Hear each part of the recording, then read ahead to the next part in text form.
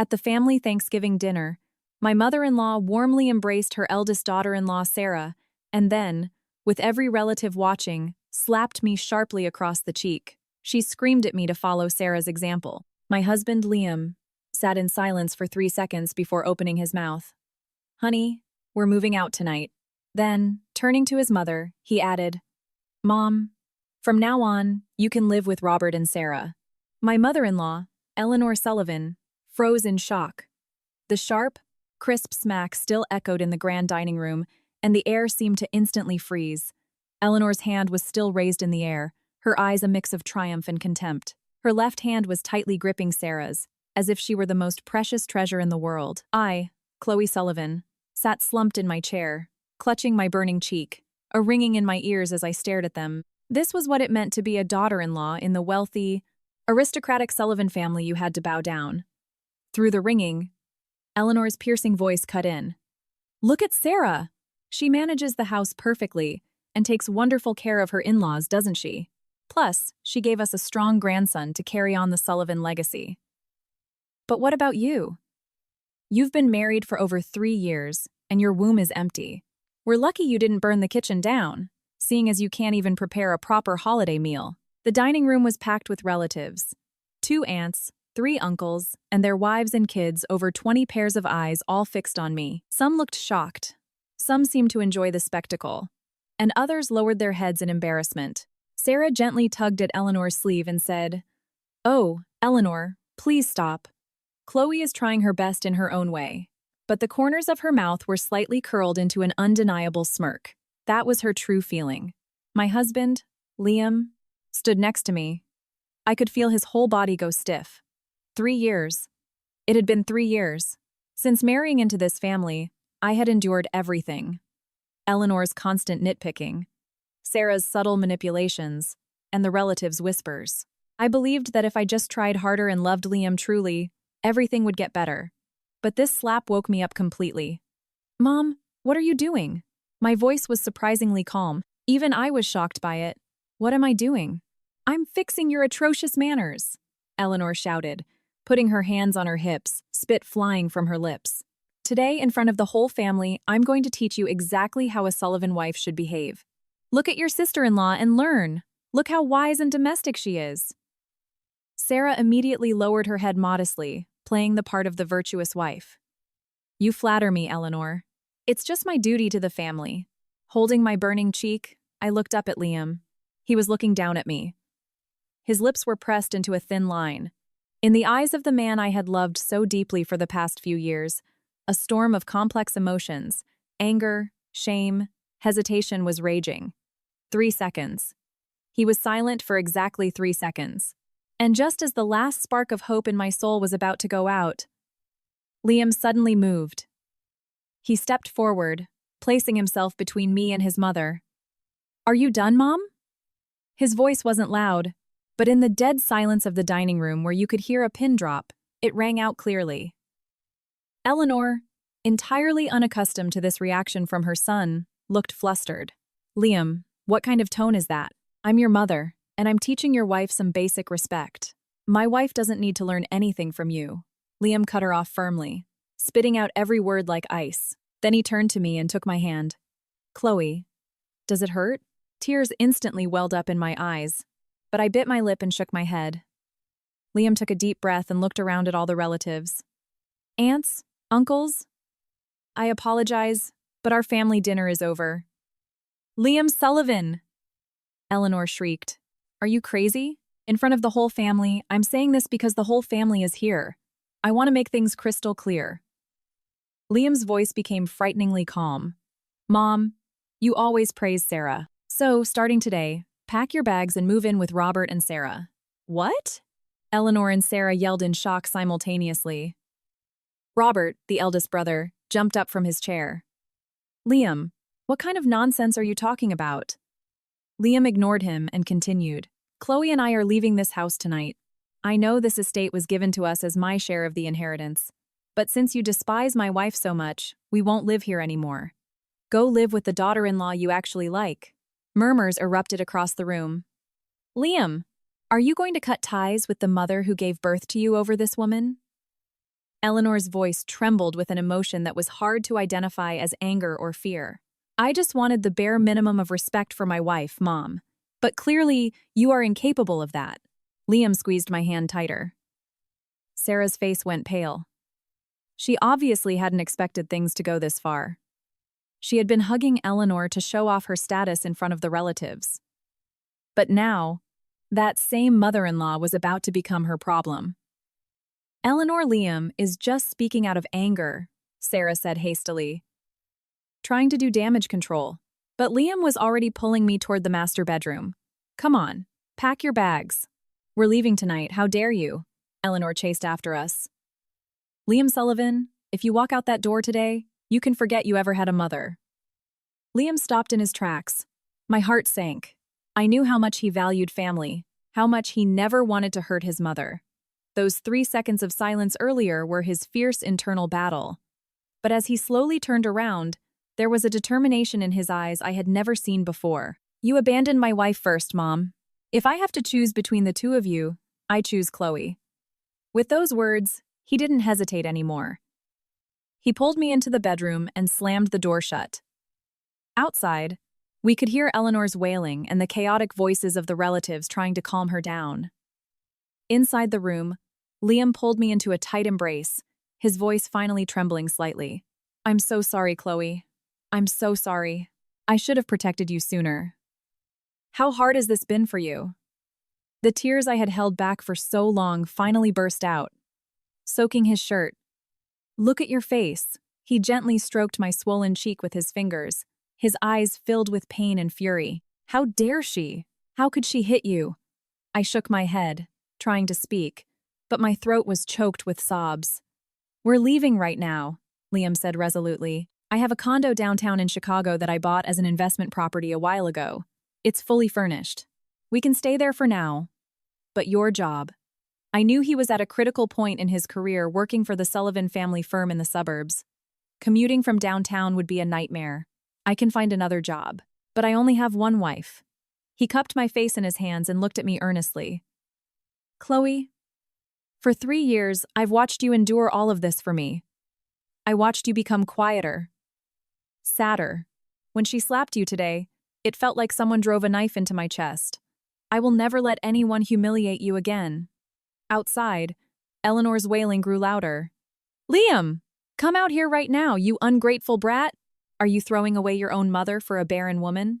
Even the relatives seemed to pause at the cruelty of her words. Someone started trying to pull her away. Liam's body went rigid, but he didn't open the door. Instead, he opened the closet and pulled out a suitcase. Let's just pack the essentials. We can get the rest later. I looked at his back. The man I had crushed on for 5 years, dated for 2, and been married to for 3. I had seen him sweet, exhausted, and joyful, but I had never seen him so fiercely determined. Liam, I called out quietly. He turned around. Thank you. But I don't want you to cut ties with your family because of me. Can't we talk it out? Talk? Liam laughed bitterly. When have we not tried to talk over the last 3 years? Every time my mother harassed you, I stepped in and tried to talk. She'd nod to my face and treat you worse behind my back. Chloe, there are people in this world who don't know how to compromise. People who don't understand boundaries. He walked over and gripped my shoulders. This isn't your fault. I was too indecisive. I always wanted to keep the peace. I foolishly thought she would eventually accept you. But today I realized, some people will never change unless you draw a hard line. Just then, there was a knock on the door. It was his brother, Robert. Liam, open the door. Let's talk calmly. We're family. There's no need to make things this ugly. Liam took a deep breath and opened the door. Robert stood there, and behind him was a pale Eleanor and an overtly panicked Sarah. Liam! Mom was just excited. Her words slipped out, Robert said, trying to pacify him. You saw. Sarah apologized earlier. Right, honey, Sarah nodded reluctantly. Chloe, I'm sorry. You know Eleanor is getting older and has a fiery temper. Don't take it to heart. Eleanor was looking away, her posture screaming that she had done absolutely nothing wrong.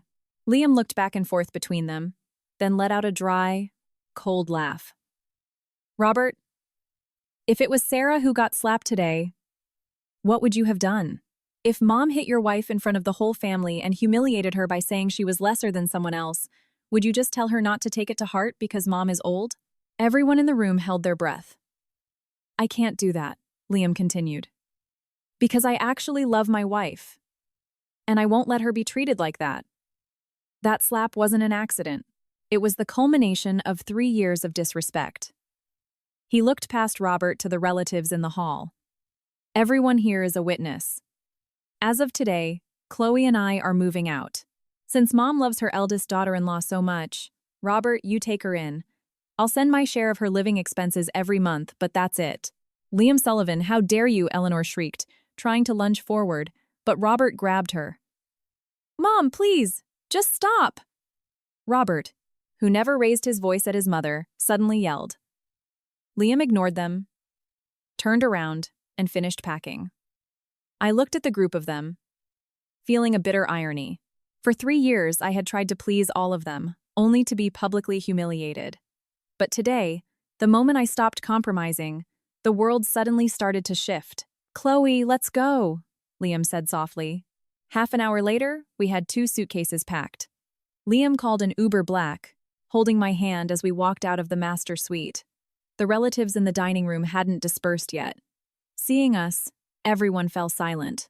Eleanor was sitting on the sofa sobbing, while Sarah pretended to comfort her, shooting nervous glances our way. We're leaving, Liam said calmly. I'll leave the keys on the kitchen island. Liam. Eleanor jumped up. If you walk out that door today, don't ever think about stepping foot in this house again. Liam didn't even look back as he stopped walking. Mom, a house isn't just a pile of bricks. A home is a place where there is love and respect. When you learn how to respect my wife, then I'll bring her to visit. With that, he pulled me along, and we walked out of the house where I had endured 3 years of misery, never looking back. The moment the elevator doors of our building closed later that night, I buried my face in Liam's chest and finally broke down. Not out of grievance, but out of immense relief. Where are we going? I sobbed. Home. Our real home. Liam kissed my forehead. A home just for you and me.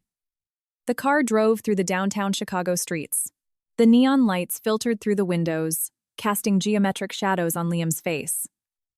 Does it still hurt? He asked, gently touching my swollen cheek. I shook my head. I was more worried about him. Are you really okay with turning your back on your family like this? And what about your job at the firm? I'll handle the job. He squeezed my hand. Chloe, do you know? For the last 3 years, every time I saw you force a smile, every time my mother degraded you, I felt like a piece of trash. When you got slapped today, it felt like I was the one who got hit. I leaned against his shoulder, tears brimming again. I just didn't want to make things hard for you. We're married. We're a team. When you hurt, I hurt, he sighed. I used to think time would fix everything. I thought she'd eventually accept you. But now I know. There are things that will never change unless you draw a hard line. The car pulled up to a sleek, modern high-rise in River North. It was a completely different world from the old-money suburban estate we had left behind. Here? I was a little surprised. I bought it as an investment property last year. Was going to sell it when the market went up, Liam said, grabbing our bags. But looks like it's going to be pretty useful for us now. The condo was a modest 2-bedroom, but the modern, minimalist interior was stunning. It had furniture, but lacked the warmth of a lived-in space. Let's go to Target tomorrow and buy some things to make it cozy, Liam said, flipping the switch. Warm yellow light filled the living room. I walked over to the floor-to-ceiling windows and looked down at the glittering city skyline. Just 3 hours ago, I was being slapped and humiliated in a suffocating house. Now, I was standing in a space that belonged entirely to us. It felt surreal. Suddenly, Liam's phone rang. The screen read Mom. Liam glanced at it and hit the decline button. I'm changing my number tomorrow. Only giving it to the people who need it, he said. You should think about doing the same. Take a break from your old number. Isn't that a bit extreme? I was worried. If we don't pull this up by the roots, they won't leave us alone. Liam laughed bitterly. I know my mother. She'll use every trick in the book to drag us back. Especially me. We need time to breathe and figure out our next steps. I nodded and powered off my phone. It was well past midnight. We lay squeezed together in the guest room bed, but neither of us could sleep. Liam, there's something I haven't told you, I whispered carefully into the dark. What is it? I went to the OBGYN last week. I bit my lower lip. The doctor said there's a slight issue with my fallopian tubes. Natural conception is a bit less likely, though not impossible. I was going to tell you after I took some medication and started treatment. In the dim light, Liam rolled over to face me. So that's why my mother called you a barren woman. I nodded, silent tears rolling down my cheeks. You idiot. He pulled me into a tight hug. Kids are a blessing. If we have them, great. If not, that's fine too. I married you because I love you, not for your reproductive capabilities. Medicine is so advanced now. If we really want a child later, we can try IVF, or we can adopt. The most important thing is that you are by my side. But your mother, I don't care what my mother thinks. Liam's voice was firm. What matters is what I think. And what you think, Chloe. Starting today, we live only for ourselves. We're done living up to other people's expectations. That night, I cried against his chest until I was exhausted and fell asleep, as if I were pouring out all the pain and injustice of the last 3 years. The next morning, sunlight streamed through the windows. I opened my eyes to find Liam already bustling around the kitchen. Only eggs and instant ramen in the pantry. Let's eat this for now and hit Whole Foods later. Seeing him in an apron was a bit comical, but it warmed my heart. For the first time in 3 years, I woke up not to the sharp nagging of my mother-in-law or the arrogant bragging of my sister-in-law, but to the sound of eggs sizzling in a pan and the reassuring back of my husband. Can you still see the mark on my cheek? I asked, pointing to my face. Liam examined it closely. It's a little red, but barely noticeable. We'll get some ointment at the pharmacy later. While we were talking, the doorbell rang unexpectedly. We looked at each other. Who could it be this early? Liam checked the peephole and his face darkened. It's Robert. My heart dropped. Robert, the eldest brother, pretended to be the gentleman of the family, but he was actually the most calculating. Are you going to open it? I asked. Liam thought for a moment, then nodded. We have to face him eventually. Let's hear what he has to say. The door opened. Robert stood there, holding a paper bag from a high-end bakery, smiling awkwardly. Liam. Chloe. Getting settled in? He walked in as if nothing had happened and set the bag on the kitchen island. Mom told me to bring you this. She woke up early and made her famous cinnamon rolls. Your favorite, Liam? I looked at the pastries and scoffed internally. The classic stick and carrot routine. Eleanor's signature move. Robert, if you have something to say, just say it. Liam didn't even touch the food. If you're here to drag us back to the suburbs, you can leave now. Robert's smile faltered. He let out a sigh. Liam, do we really have to do this? Mom is getting older. Her temper flares up. But she's the elder. Can't you just be a little more understanding? Has Mom ever, even once, tried to understand Chloe?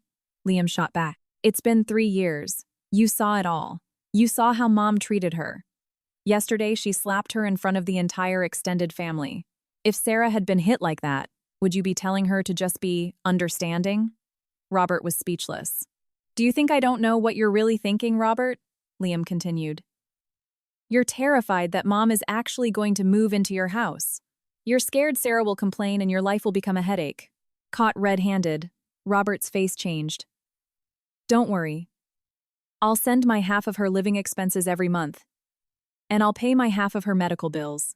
But since she loves Sarah so much, let them live together and enjoy each other's company.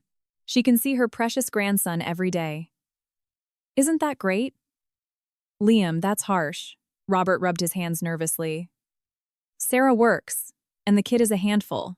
It's too hard for her to take care of Mom. Not my problem, Liam was resolute. Mom has 2 choices. Live alone in the estate and let me hire a housekeeper, or move in with you. But she is never living with us again. That is my final answer. Robert opened and closed his mouth, then finally turned to me. Chloe, please, I'll talk some sense into him. We're family. Why make enemies of each other? Mom said if you come and apologize first, she'll forgive everything. Apologize? I almost burst out laughing. What exactly did I do wrong that requires an apology? Robert looked taken aback. He clearly hadn't expected the usually submissive me to push back. Robert, I was slapped and humiliated. For 3 years, I worked like a dog in that house, and my reward was public assault and being called a barren woman. I stood up and looked him dead in the eye. I will not apologize. I did nothing wrong. The only person who owes an apology is Eleanor. Chloe, seriously. What is wrong with you? Robert looked bewildered. How can a person change like this? How did I change? I cut him off. I changed because I realized that respect isn't earned by silently enduring abuse. Liam has made his stance clear, and I'm not going to leave him to face this family alone. Liam walked over, took my hand, and looked at his brother. We're done talking, Robert. Tell Mom she can learn how to apologize and respect my wife, or we live our separate lives. There is no third option. Robert looked back and forth between us, then at the untouched pastries, sighed heavily, and stood up. Before walking out the door, he turned back. You know, Mom, she's too proud to apologize first. Are you really going to live estranged from the family forever? If that's what it takes, yes, Liam replied calmly. It's 100 times better than letting my wife be abused. When the door closed, my legs gave out, and I almost collapsed. It's okay, Liam caught me. Was I too harsh? I immediately started regretting my words.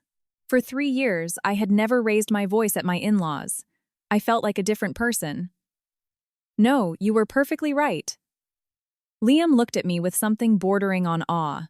Chloe, remember this. Starting today, you don't have to walk on eggshells around anyone. Not my family, not my mother. That day, we changed our phone numbers, went to Target, and bought things to make the condo feel like a home. Liam bought a bouquet of sunflowers and put them in a vase. Sunflowers always grow toward the sun, he said. We need to do the same. That evening, we sat together on our new sofa. Liam opened his laptop, which he had barely touched in 3 years. There's something else I haven't told you, he hesitated. Since last year, a couple of college buddies and I have been building a smart home tech startup. I was waiting for things to stabilize before I told you. A startup? I sat up straight. But you're doing so well at the firm, only on paper. Liam smiled bitterly. Robert is the eldest.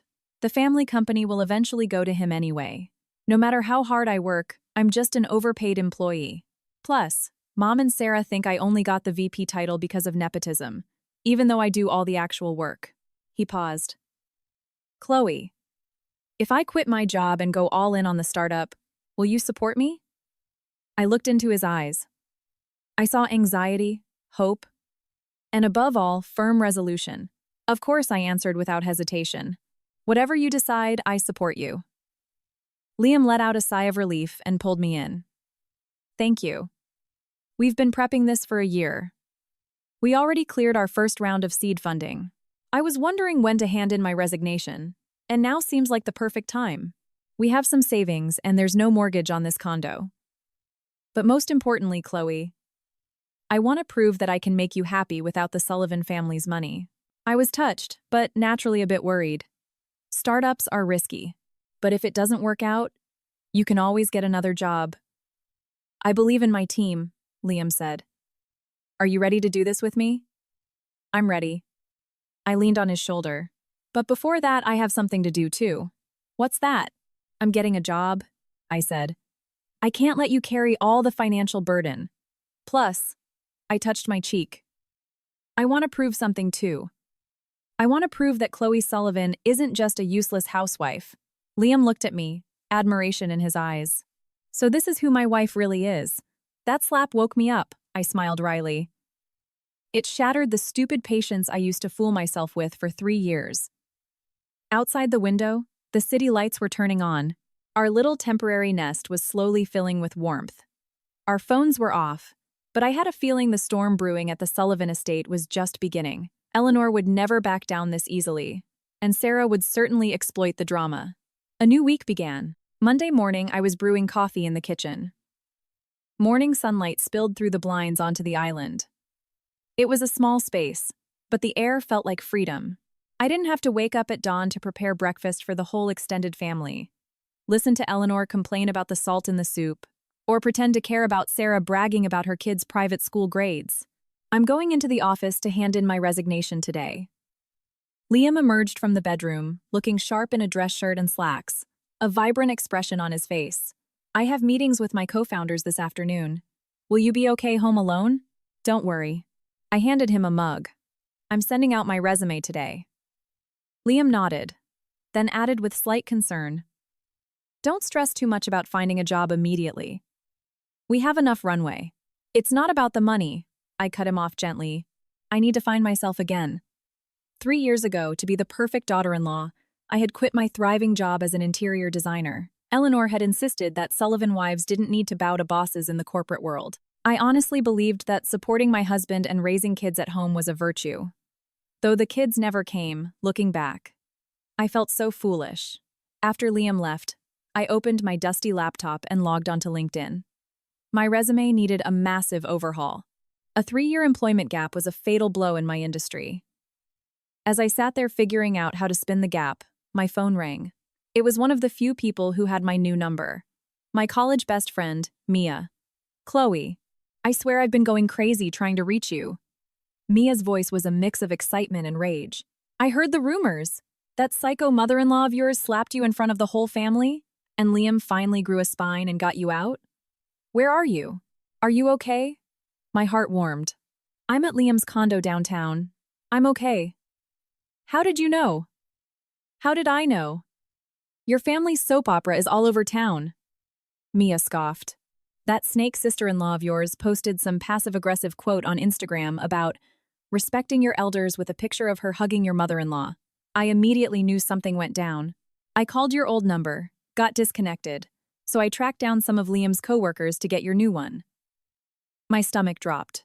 Of course, Sarah would never miss an opportunity to play the victim and drag my name through the mud. Mia, I'm really okay. How's your face? Do I need to go over there and rip that old bat's hair out?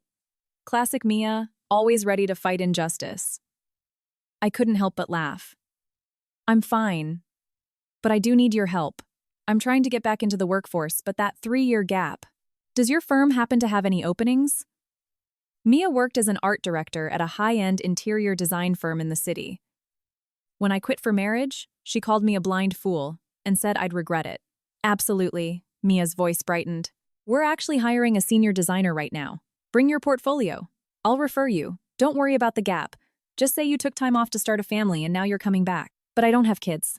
Taking care of family doesn't just mean kids, Mia said confidently. Say you were managing an elderly relative's estate and healthcare. Anyway, the Sullivans owe you. Using their reputation to get your foot in the door is the least they can do. I didn't know whether to laugh or cry, but it gave me an idea. After hanging up, I updated my resume. Under the employment gap, 2021 to 2024, I wrote, Estate Manager and Private Healthcare Coordinator for Family Estate. It wasn't a lie. For 3 years, I had single-handedly managed the massive Sullivan estate and nursed Eleanor through a hip surgery, simply because they refused to acknowledge it as real work. After submitting my application, I started cleaning the apartment. The place was already spotless, but I needed to move my body to calm my nerves. While mopping, the doorbell rang. I checked the peephole. It was Eleanor. She looked haggard, with dark circles under her eyes, holding a large Tupperware container. My heart skipped a beat. 3 years of ingrained fear and resentment washed over me in a split second. I took a deep breath, kept the chain lock engaged, and opened the door just a crack. Hello, Eleanor, I said calmly.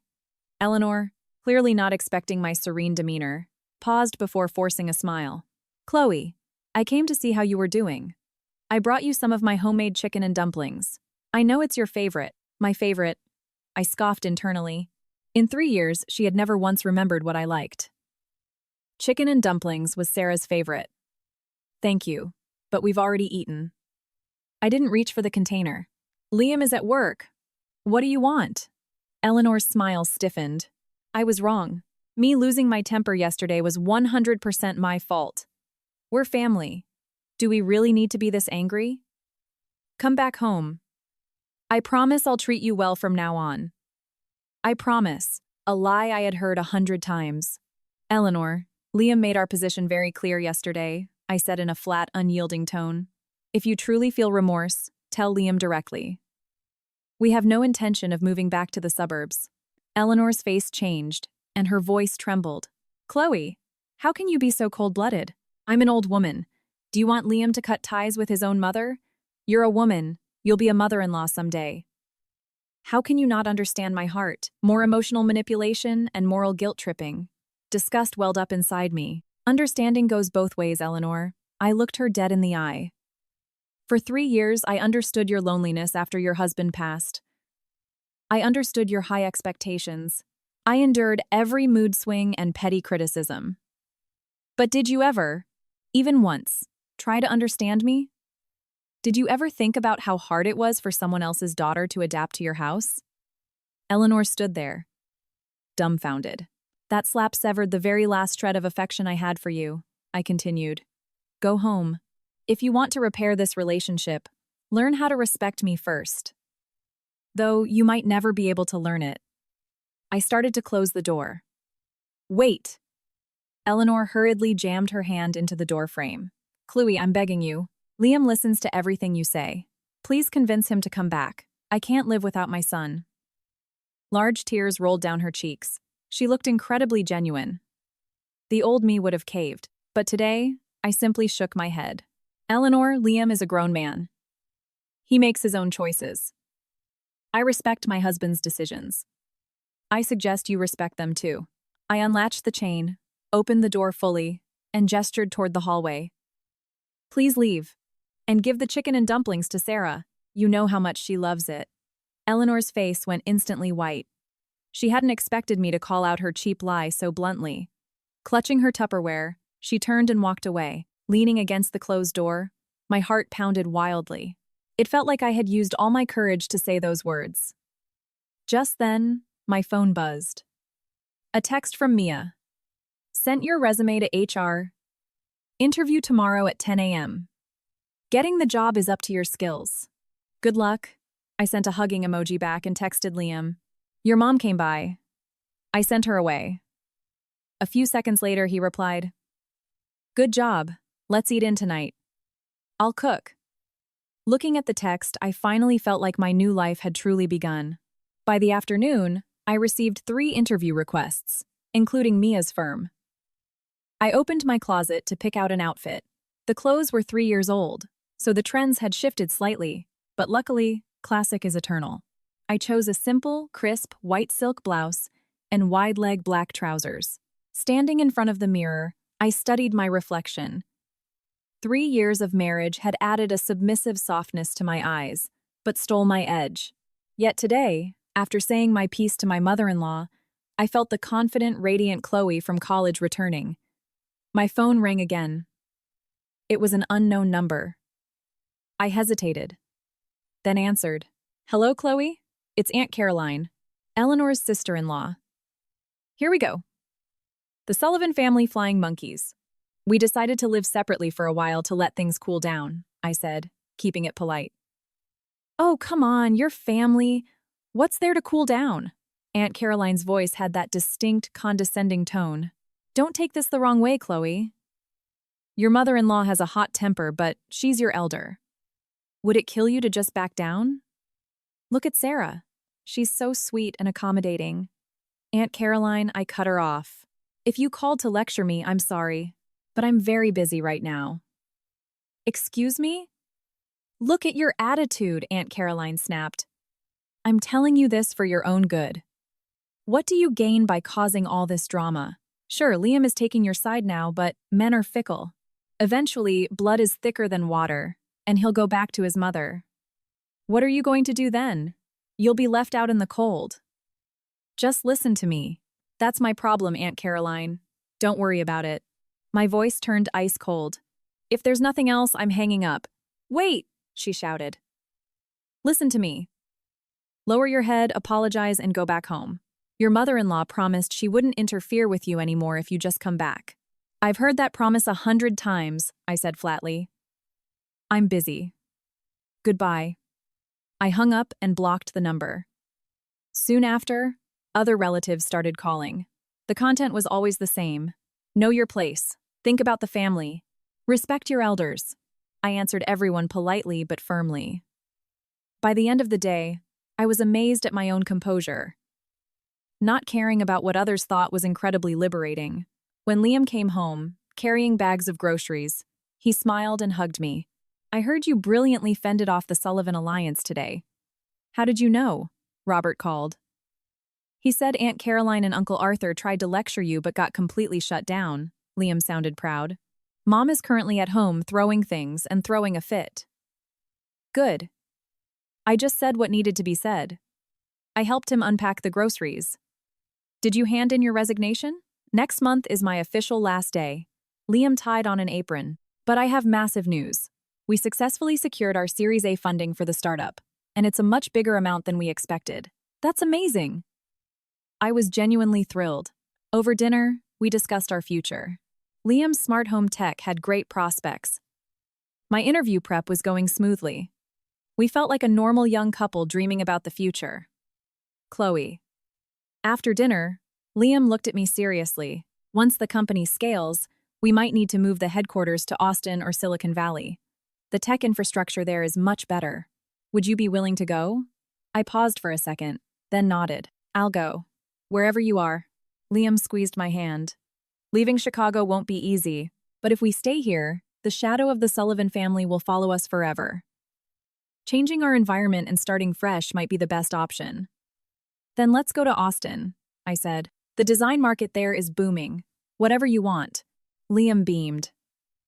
It was the brightest, most genuine smile I had seen on him in 3 years. That night, I couldn't sleep. I stepped out onto the balcony and looked at the city lights. During my 3 years of marriage, I thought I was building a family, but I was just playing a role. Eleanor didn't want a daughter-in-law. She wanted an obedient servant. She needed me as a background prop to make Sarah look perfect. I had lost myself trying to please them all. That slap woke me up. My phone screen lit up. A text from Sarah from an unknown number. Chloe, it's me. Eleanor has been crying all day because you won't accept her apology. We're all family. Do you really have to be this cruel? Can't you be a little more forgiving? I read the message and scoffed. Then I replied, Sarah, since you are so understanding and forgiving, you can take over all the filial duties from now on. Just like Eleanor says, you're the perfect daughter-in-law. Good luck. I hit send and blocked the number. A cool summer breeze blew past. Tomorrow was my interview. I was going to become Chloe, the designer again. The next morning, I checked my makeup in the mirror. A perfectly ironed white silk shirt and black wide-leg slacks. It was a professional business look I hadn't worn in 3 years. My hair was tied back cleanly, my makeup subtle but sharp. My wife is going to charm all the interviewers today. Liam hugged me from behind, resting his chin on my shoulder. Stop, that tickles. I laughed, pulling away. Good luck today to you too. Make sure the handover at the firm goes smoothly. He kissed my cheek. Whatever the result is tonight, we're having a celebration party. At 9:30 a.m., I stood in front of the glass office building where Mia worked. Stepping into the lobby, the familiar, chaotic noise of busy corporate professionals washed over me. Chloe, Mia, looking sharp in her corporate attire, ran out of the elevator. Let's go. I'll walk you to the interview room. Is this okay? Isn't it against protocol? I hesitated. I'm the art director. It's my prerogative. Mia linked arms with me, lowering her voice. But you still have to go through the formal process. 3 interviewers. Me, Valerie, the HR director, she's tough, and the marketing manager. Just be yourself. I looked at your portfolio. It's killer. During the elevator ride, Mia gave me a quick briefing. Valerie loves pressure interviews. The marketing manager cares about commercial viability, so emphasize how your designs make money. And you know me, I'm your hype woman. Mia, seriously, thank you. Don't thank me. If you hadn't helped me with my projects in college, I would have failed out, Mia winked. Plus, I genuinely need a talented designer. You didn't just sit around for 3 years. I saw those 3D models and interior mock-ups you occasionally posted on Instagram. They're incredibly trendy. I nodded. Even after quitting, I kept taking small freelance gigs online, and taught myself new rendering software to keep my skills sharp. My in-laws just assumed I was lounging around the house. The interview took place in a sunlit, glass-walled conference room. 3 people sat across a long table. Mia, Valerie, a sharp-looking woman in her 50s, and a friendly-looking marketing manager. Chloe Sullivan, take a seat. Valerie adjusted her glasses as she scanned my resume. You have a 3-year employment gap. Why is that? Here it comes. I took a deep breath and gave the answer I had prepared. Due to personal family circumstances, I stepped away from corporate work for the past 3 years. However, I never lost my edge as a designer. I taught myself SketchUp and the latest rendering tools, and completed over a dozen residential interior projects as a freelancer. If you look at my portfolio, you'll see. I pushed my iPad toward them. It was filled with meticulous designs. A friend's nursery, a remodel for an online client, and even the extensive renovation plans I had drawn up for the Sullivan estate plans my mother-in-law had dismissed and thrown away. The marketing manager swiped through the screen and nodded. This loft design is fascinating. The spatial utility is incredible. How would you pitch this commercially?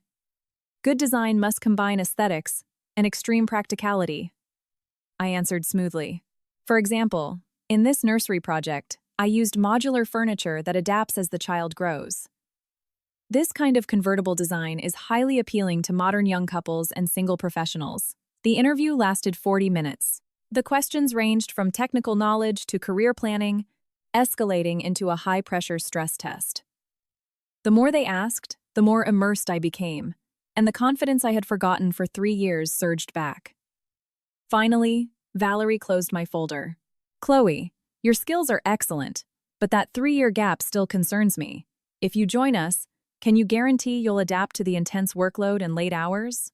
Valerie, managing a large estate, coordinating healthcare, and balancing the dynamics of a demanding family requires extreme multitasking and stress management, I smiled. Time management, crisis resolution, and absolute emotional control are mandatory. I am confident that experience translates perfectly to high-pressure corporate work. Moreover, because I felt the pain of losing my career for 3 years, I am more hungry and dedicated to this position than anyone else. Under the table, Mia gave me a thumbs up. As the interview concluded, Valerie told me to wait for the results. Mia came down to the lobby to see me out. As we reached the ground floor, Mia's phone rang. Yes? What? Mia's expression hardened. Are you sure? Okay, I understand. She hung up, looking at me with a conflicted expression. Chloe, we have a problem. What's wrong? Your mother-in-law and sister-in-law just stormed the HR department, Mia gritted her teeth. They must have found out you were interviewing here. They barged in, screaming that you're a disgraceful, ungrateful daughter-in-law with a trash personality and demanding that we never hire you. A ringing sound echoed in my head, and my blood boiled. They followed me all the way here to throw a fit? Valerie called security to hold them in a reception room. But Chloe, this is fatal for your HR evaluation. Mia grabbed my arm. Come on. Let me go up there and kick those crazy women out. Riding the elevator up, uncontrollable rage filled my chest. Eleanor wasn't just ignoring my boundaries. She was actively trying to destroy my future, so I'd have no choice but to crawl back to her house in defeat. Mia, I'll handle it from here, I said calmly. My voice was so cold it surprised even me. The reflection of my eyes in the elevator mirror looked razor sharp. Some debts have to be collected in person. In the reception room, Eleanor and Sarah were sitting on a sofa. Eleanor's eyes were puffy, as if she had been crying, and Sarah was putting on a show of comforting her. By the window stood Valerie, looking intensely displeased. As we walked in, Valerie frowned. Mia, what is the meaning of this? This is a professional environment, not the stage for a family soap opera. Valerie, I am incredibly sorry for the disturbance. I stepped in front of Mia. These women are indeed my in-laws. However, their presence here has nothing to do with me or my professional interview. Chloe.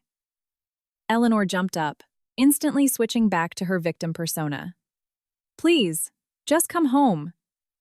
Do you really have to publicly humiliate the Sullivan family like this to be satisfied? You are the one humiliating the family, Eleanor. I replied in an ice-cold tone. I came here for a legitimate job interview, and you tracked me down to sabotage my employment by trashing my character. Is this what you call caring for the family? Sarah quickly jumped in. Chloe, Eleanor is just worried about you. You've been a housewife for 3 years. It's too hard for you to work in the corporate world. Home is best. Eleanor even promised she wouldn't be hard on you anymore. Sarah, I stared straight at her. Just 2 days ago, she showed up at my door with homemade food, begging me to come back because she had changed. Today, the two of you storm my prospective workplace to destroy my career. I wonder who's lying. Or are you both just playing good cop, bad cop? Sarah's face went pale, caught in her own trap. Valerie was watching this absurd scene with a look of intrigue, or perhaps disdain. Valerie, I apologize again for taking up your valuable time. I bowed slightly to her, but I want to make one thing clear. My family drama has absolutely zero correlation with my professional capabilities. If this incident causes you to doubt my integrity or character, I invite the most thorough background check you can conduct. Eleanor shrieked in panics. Don't listen to her, ma'am. She's a barren woman who can't even give us a child, so she manipulated my son into abandoning his family. What kind of crazy company would hire a venomous snake like her? A heavy silence fell over the reception room. She can't even give us a child. Those words struck my heart like a dagger. Mia looked ready to explode and lunge at her, but I grabbed her arm tightly. And then, I let out a laugh. So, according to your logic, Eleanor, a woman's only value is her function as a breeding machine. I was smiling, but tears pricked my eyes. I guess that's why Sarah outranks a barren woman like me. My words touched Eleanor's deepest trigger, her absolute obsession with male heirs. I turned back to Valerie and the employees who were now peeking through the glass. Since we're airing dirty laundry, let's lay it all out. My name is Chloe Sullivan. 3 years ago, I quit my job to support my husband's family. For 3 years, I nursed my mother-in-law, managed their massive estate, and handled every family crisis. But because I couldn't conceive, I was subjected to relentless humiliation and abuse. I paused to catch my breath. Just a few days ago, at a family holiday dinner, my mother-in-law slapped me across the face in front of 20 relatives, degrading me and comparing me to her other daughter-in-law. My husband couldn't take it anymore and moved us out. I came here today to reclaim my life and my independence. And they followed me here to sabotage my job, so they could drag me back to their house to continue abusing me. I looked at Valerie. That is the absolute truth. If this company evaluates a woman trying to escape domestic abuse and become financially independent as having a character flaw, then I have no desire to work here anyway. The room was dead silent. Valerie's eyes shifted from surprise to deep thought and finally to a profound understanding. She was a woman who had climbed the corporate ladder. She knew all too well about the glass ceiling and family pressure. Chloe. Valerie spoke calmly. An employee's personal life is not the company's business, so long as it doesn't affect their work.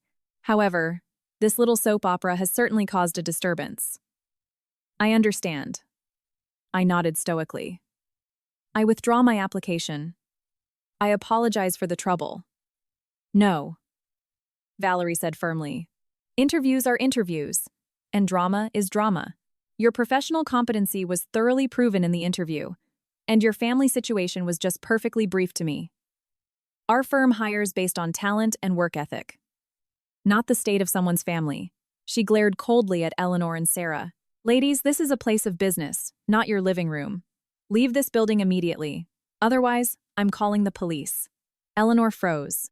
It seemed she was in shock that her usual suburban country club manipulation tactics were completely ineffective in the real corporate world. Ma'am, you have to listen to me. This girl, security. Valerie pressed a button on the intercom. 2 burly security guards entered and, with polite but firm force, escorted Eleanor and Sarah out. As she was dragged away, Eleanor shot me a look of pure, venomous hatred.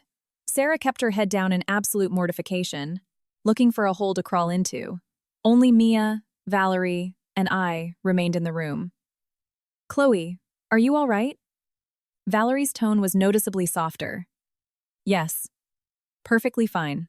Thank you, Valerie. I stood up straight. I apologize again for today. Nothing to apologize for. Valerie extended her hand. Surviving as a woman in the business world is hard enough without family dragging you down. I highly respect the courage it takes to walk out of hell on your own 2 feet. Be here tomorrow at 9 a.m. to fill out your onboarding paperwork. I stared blankly.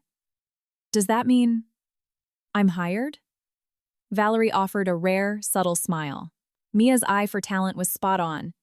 You are going to be a phenomenal designer. And regarding that 3-year gap, if you successfully manage the hellscape of that family for 3 years, isn't that proof of extreme competence in itself? Thank you, Valerie. I bowed my head deeply, with genuine gratitude. The moment Valerie left, Mia tackled me in a hug. Chloe, I knew you'd pull it off. I leaned into Mia's shoulder. My body was trembling slightly. Not from fear, but from overwhelming emotion and liberation. But your mother-in-law, Mia said worriedly. With her personality, she's never going to let this go. I know. I wiped a tear from my cheek. But I won today's battle. That's enough for now. Coming down to the lobby, I texted Liam. I got the job. Your mom and Sarah stormed the office to ruin it, but they got kicked out by security. I'll tell you everything tonight. A few minutes later, Liam called. Are you okay? His voice was tense. Yeah, I'm fine. And I won. I stepped out of the building into the glaring sunlight of the city. Liam, I realized something today. What? When you stand up straight and stand your ground, the world gets out of your way. I laughed out loud. What's for dinner tonight? I'm buying. Let's celebrate my return to the workforce. Hanging up, I watched the cars rush down the avenue and took a deep breath. The air smelled like freedom. Eleanor wouldn't give up. I knew that. But I wasn't afraid anymore. On my first day at work, Mia personally walked me to the design department. Listen up, everyone. Meet our new addition, Chloe Sullivan, senior designer. Mia introduced me to the team. She's got a rock-solid background in interior design, so don't hesitate to brainstorm and bounce ideas off her. The team clapped politely. There was a subtle curiosity in their eyes. The commotion in the lobby the other day was already an open secret in the office. My desk was by the window, bathed in sunlight. On it was a small potted succulent Mia had thoughtfully prepared. Welcome back to the trenches. Mia nudged my shoulder. Your first project is the remodel of the County Youth and Arts Center. The budget is tight, but it's a high-profile, symbolic project. Get me some initial concepts within a week. I scanned the brief. My eyes lit up. This was my specialty. 3 years of dealing with my in-laws had made me an expert at squeezing maximum spatial efficiency out of a limited budget. I dove straight into the work. At lunchtime, my phone buzzed. It was Liam. How's the first day? Absolutely amazing. Currently becoming a slave to corporate America, I joked back. How are things with your team? I miss my wife already. He sent a crying emoji. I chuckled, pocketed my phone, and headed to the cafeteria. As I stood up, I noticed a young female coworker at the next desk glancing at me. When we made eye contact, she looked startled and quickly lowered her head. It was Emma, a recently hired junior designer. She seemed shy but talented. Let's grab lunch. I'll introduce you to some people. Mia came over and pulled me away. In the cafeteria, Mia led me to a table with other female colleagues. Chloe, this is Marie from marketing, Sarah from accounting, and Rachel from HR. Marie, a sharp-looking woman in her early 40s, spoke up. The rumors flew around yesterday. That was badass. You have to play hardball with toxic in-laws like that. Exactly, Rachel agreed. If it were me, I would have called the cops. Slapping someone in public is literally assault. Sarah from accounting was a bit more cautious. Chloe, I've seen mothers-in-law like that. They aren't purely evil. They're just trapped in their own delusions. They view their kids and daughters-in-law as property. Be careful. She's definitely not the type to just give up. I nodded. I'll keep that in mind. But I'm not scared of her anymore. That's the spirit. Marie placed a piece of chicken on my tray. A woman needs financial independence to have a voice. Having a job and your own money gives you leverage. If that old bat comes to the office throwing a tantrum again, just call the cops for trespassing. Laughter erupted at the table. I buried myself in work all afternoon. My instincts came back quickly. The youth center was a remodeling of an old industrial warehouse. The space was massive, but the layout was strange, making it a difficult project. I was sketching some ideas, frustrated, when Emma approached cautiously. Chloe? Yeah? Do you have an idea? I asked gently. If it's an old warehouse, the best features are the exposed steel beams and the skylights, right? What if we didn't cover them up, but left them exposed for an industrial vibe? It preserves the building's history. My eyes widened. Keep going. Emma, gaining courage, spoke faster. The center is mostly used by kids and seniors, so industrial might feel too cold. But we could neutralize it with color and warm lighting. For example, paint the beams a bright, vibrant yellow and create vertical planters under the skylights. The structure stays intact, but it looks incredibly warm and lively. Emma, that's brilliant! I immediately started tweaking my designs based on her idea. You have a great eye. Emma's face flushed red like an apple. I only spoke up because you were actually listening to me. By closing time, the draft was 70% complete. As I packed my bag, my phone rang. An unknown number. Local Chicago area code. I hesitated, answered, and heard a familiar voice. Hello? Chloe? It's Uncle Arthur, Eleanor's younger brother, a man who loved to throw his weight around. I heard you got a job. Congratulations. Thank you, Uncle Arthur. What can I do for you? Well, it's just that. He cleared his throat. Your mother-in-law is bedridden. She's sick with stress because of you. Look, do you really have to be this ruthless to your own blood? If you just go visit her, lower your head, and apologize, this will all be over. Here we go again. I walked toward the train station, replying coldly. First of all, I didn't cause her stress. She is the one who stormed my workplace yesterday and got dragged out by security. Second, I did nothing wrong, so I have absolutely zero intention of apologizing. Third, if she's sick, she should see a doctor, not call me. Listen to you, talking back like you own the place. Uncle Arthur flared up. She's an old woman. How can you be so rigid? And I hear you've got a fancy corporate job now. You should show some respect to your elders. Sarah wants to buy her a new massage chair to help her recover. You should foot the bill as an apology. I let out a scoff of pure disbelief. So this was the real reason for the call. I haven't even gotten my first paycheck yet, Uncle Arthur, I said clearly. And when I do, I'll be busy paying my rent and living expenses. If Eleanor needs a massage chair, she can ask her perfect, dutiful daughter-in-law Sarah to buy it. Or better yet, since you're her brother, you buy it. Chloe Sullivan, are you deaf to reason? He yelled. You should be eternally grateful the Sullivan family took you in. Who do you think you are? Uncle Arthur. I stopped right outside the subway turnstiles. If the grace the Sullivan family showed me was a public slap in the face and trying to ruin my career, you can keep your grace. I don't want it. With that, I hung up and blocked the number. Before I could even put my phone away, it rang again. Aunt Caroline. Chloe. Why did you just block Arthur's number? She screamed immediately. When an elder gives you good advice, you say yes, sir, and listen. Unblock him and apologize. I took a deep breath and stepped off to the side. Do you have anything else to say? If not, I'm commuting home. Where did you learn such atrocious manners? Aunt Caroline shrieked. Let me warn you. Just because you got a little job doesn't mean you're untouchable. Without the Sullivan family connections, you are nothing. Liam is just temporarily blinded by you.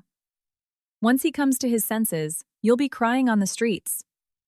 Don't expect a single drop of sympathy from us then. I don't want your sympathy, I snapped coldly. And let me give you a warning, Aunt Caroline. Making up lies to defame and harass someone is a crime. If you or Arthur keep calling my workplace or spreading rumors about my character, I will take legal action against you. Are you threatening me? Her voice trembled. It's not a threat, it's a legal fact. Oh, here's my train. I'm busy. Goodbye. I hung up and blocked her too. Stepping onto the train, a wave of profound exhaustion washed over me. It wasn't physical, it was mental. Fending off this relentless gaslighting and serving as their emotional punching bag was more exhausting than designing 10 architectural mock-ups. My phone buzzed again. I almost ignored it, thinking it was another relative, but it was Liam. Hey, you off work? His warm voice instantly brought tears to my eyes. Yeah, I'm on the train. What's wrong? You sound upset. Liam caught it immediately. Uncle Arthur and Aunt Caroline called. After a brief silence, he asked what they said. I calmly relayed the conversations. I'm sorry. Liam's voice dropped low. I let them harass you again. I wasn't harassed. I put them in their place. I smiled bitterly. It's just pathetic. They all have the same script. You're younger, so you have to endure it. You need to compromise. They don't care that I got hurt. They only care about saving face. I care, Liam said firmly. Chloe, I have a plan. What plan? I'm calling a family dinner this weekend. Everyone, he said. Not to apologize, but to draw the final line. To officially inform them that we live by our rules, and they live by theirs. If anyone crosses the line, they will pay for it. My heart raced. Are you sure? I'm sure. Liam didn't hesitate. I can't stand seeing them torment you. Let's end this once and for all. Okay, I gritted my teeth. Let's do it. Stepping out of the subway station, the sunset was beautiful. My phone rang again. Unknown number. But I instantly recognized Sarah's voice. Chloe, it's me. Her voice was surprisingly calm. I paused, then asked for a time and place. Let's meet for lunch tomorrow at a cafe near your office, Sarah said. Don't worry. I'm not coming to start a fight. I just want to talk. Fine. Hanging up, I could guess her motives. Either she was acting on Eleanor's orders to reel me back in, or she realized I was standing on my own 2 feet and wanted to call a truce out of fear that I'd retaliate later. Either way, I was ready. When I got home, Liam was already cooking. It smelled amazing. Welcome back, designer Chloe Sullivan. Liam, wearing an apron, opened his arms with a smile. I hugged him and took a deep breath. I was so exhausted today. Rest up, he kissed my hair. I'll handle the setup for this weekend's dinner. You don't have to worry. Over dinner, we devised our plan. I booked a private room at a high-end steakhouse, Liam said. Invited Robert, Sarah, and the extended family. Will they come? Of course, Liam scoffed. Mom is terrified I'll actually cut ties, so she'll want an opportunity to fix this. Robert and Sarah will come to gauge the situation. I nodded. What are we going to say? 3 things. Liam counted on his fingers. 1. We handle our filial duties on our terms. I'll send money, but no moving back in, and no being summoned on a whim. 2. Zero interference in our marriage and family planning. 3. If anyone shows up at your office again or spreads rumors, we go straight to the law. The law? Like what? Liam's eyes turned cold. Criminal charges. Mom slapping you in front of the family? That's assault and battery. Storming your office? Defamation and tortious interference? I used to let it go because they were family, but I've realized that tolerating them just feeds their audacity. I felt reassured. You've changed so much. You feel so much stronger. He took my hand. I had to change to protect the person I love. The next day at lunch, I met Sarah at a cafe. She already had 2 lattes waiting. Sit, Chloe. She was surprisingly polite. I got straight to the point. What do you want, Sarah? Sarah stirred her coffee. Eleanor cried all day yesterday because you wouldn't take her calls. Chloe, I know she crossed a line, but for my sake, can't you just take a step back? For your sake? I let out a dry laugh. Were you thinking about my sake when you were standing next to her in the HR department, calling me a barren woman? Her face hardened. Did Eleanor force you to post that passive-aggressive Instagram story too? Did she force you to spread rumors to the relatives? Sarah was speechless.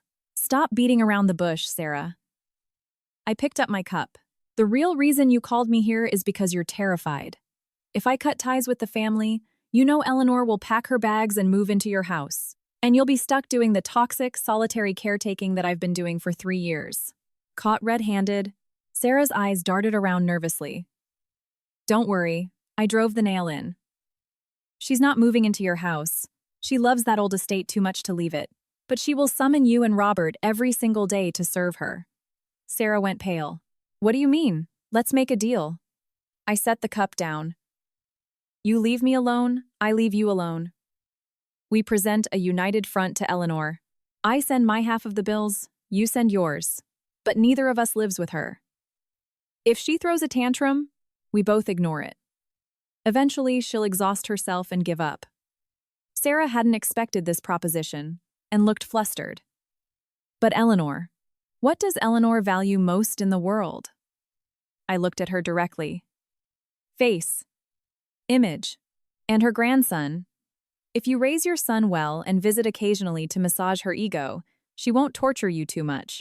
Meanwhile, I'll be showing her, my way, that Chloe Sullivan is no longer an easy target. Sarah bit her lip, thought for a long time, and finally nodded.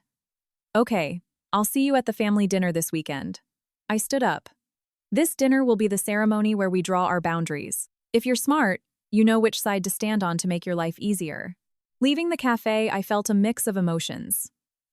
I wasn't forgiving Sarah, but the enemy of my enemy makes an excellent temporary ally. Back at the office, Emma ran up to me, practically vibrating with excitement. Chloe! The county director loved our 3D renderings. Valerie said we're getting a special bonus this month. I took the approved brief. On the front page was a handwritten note from Valerie. Brilliant integration of historical structure with modern utility. Proceed immediately. Awesome. I high-fived Emma. Let's work late tonight and finalize the technical drawings. Yes, I'm so down. Emma's eyes sparkled. By the time we finished, it was past 8 p.m. Walking out of the building, I saw a familiar car with its hazards on. It was Liam. I told you not to wait for me when I work late, I said, getting into the passenger seat. No can do. He leaned over and buckled my seatbelt. You are my VIP protectee. I laughed and leaned my head back. As the car glided through the night streets, I closed my eyes.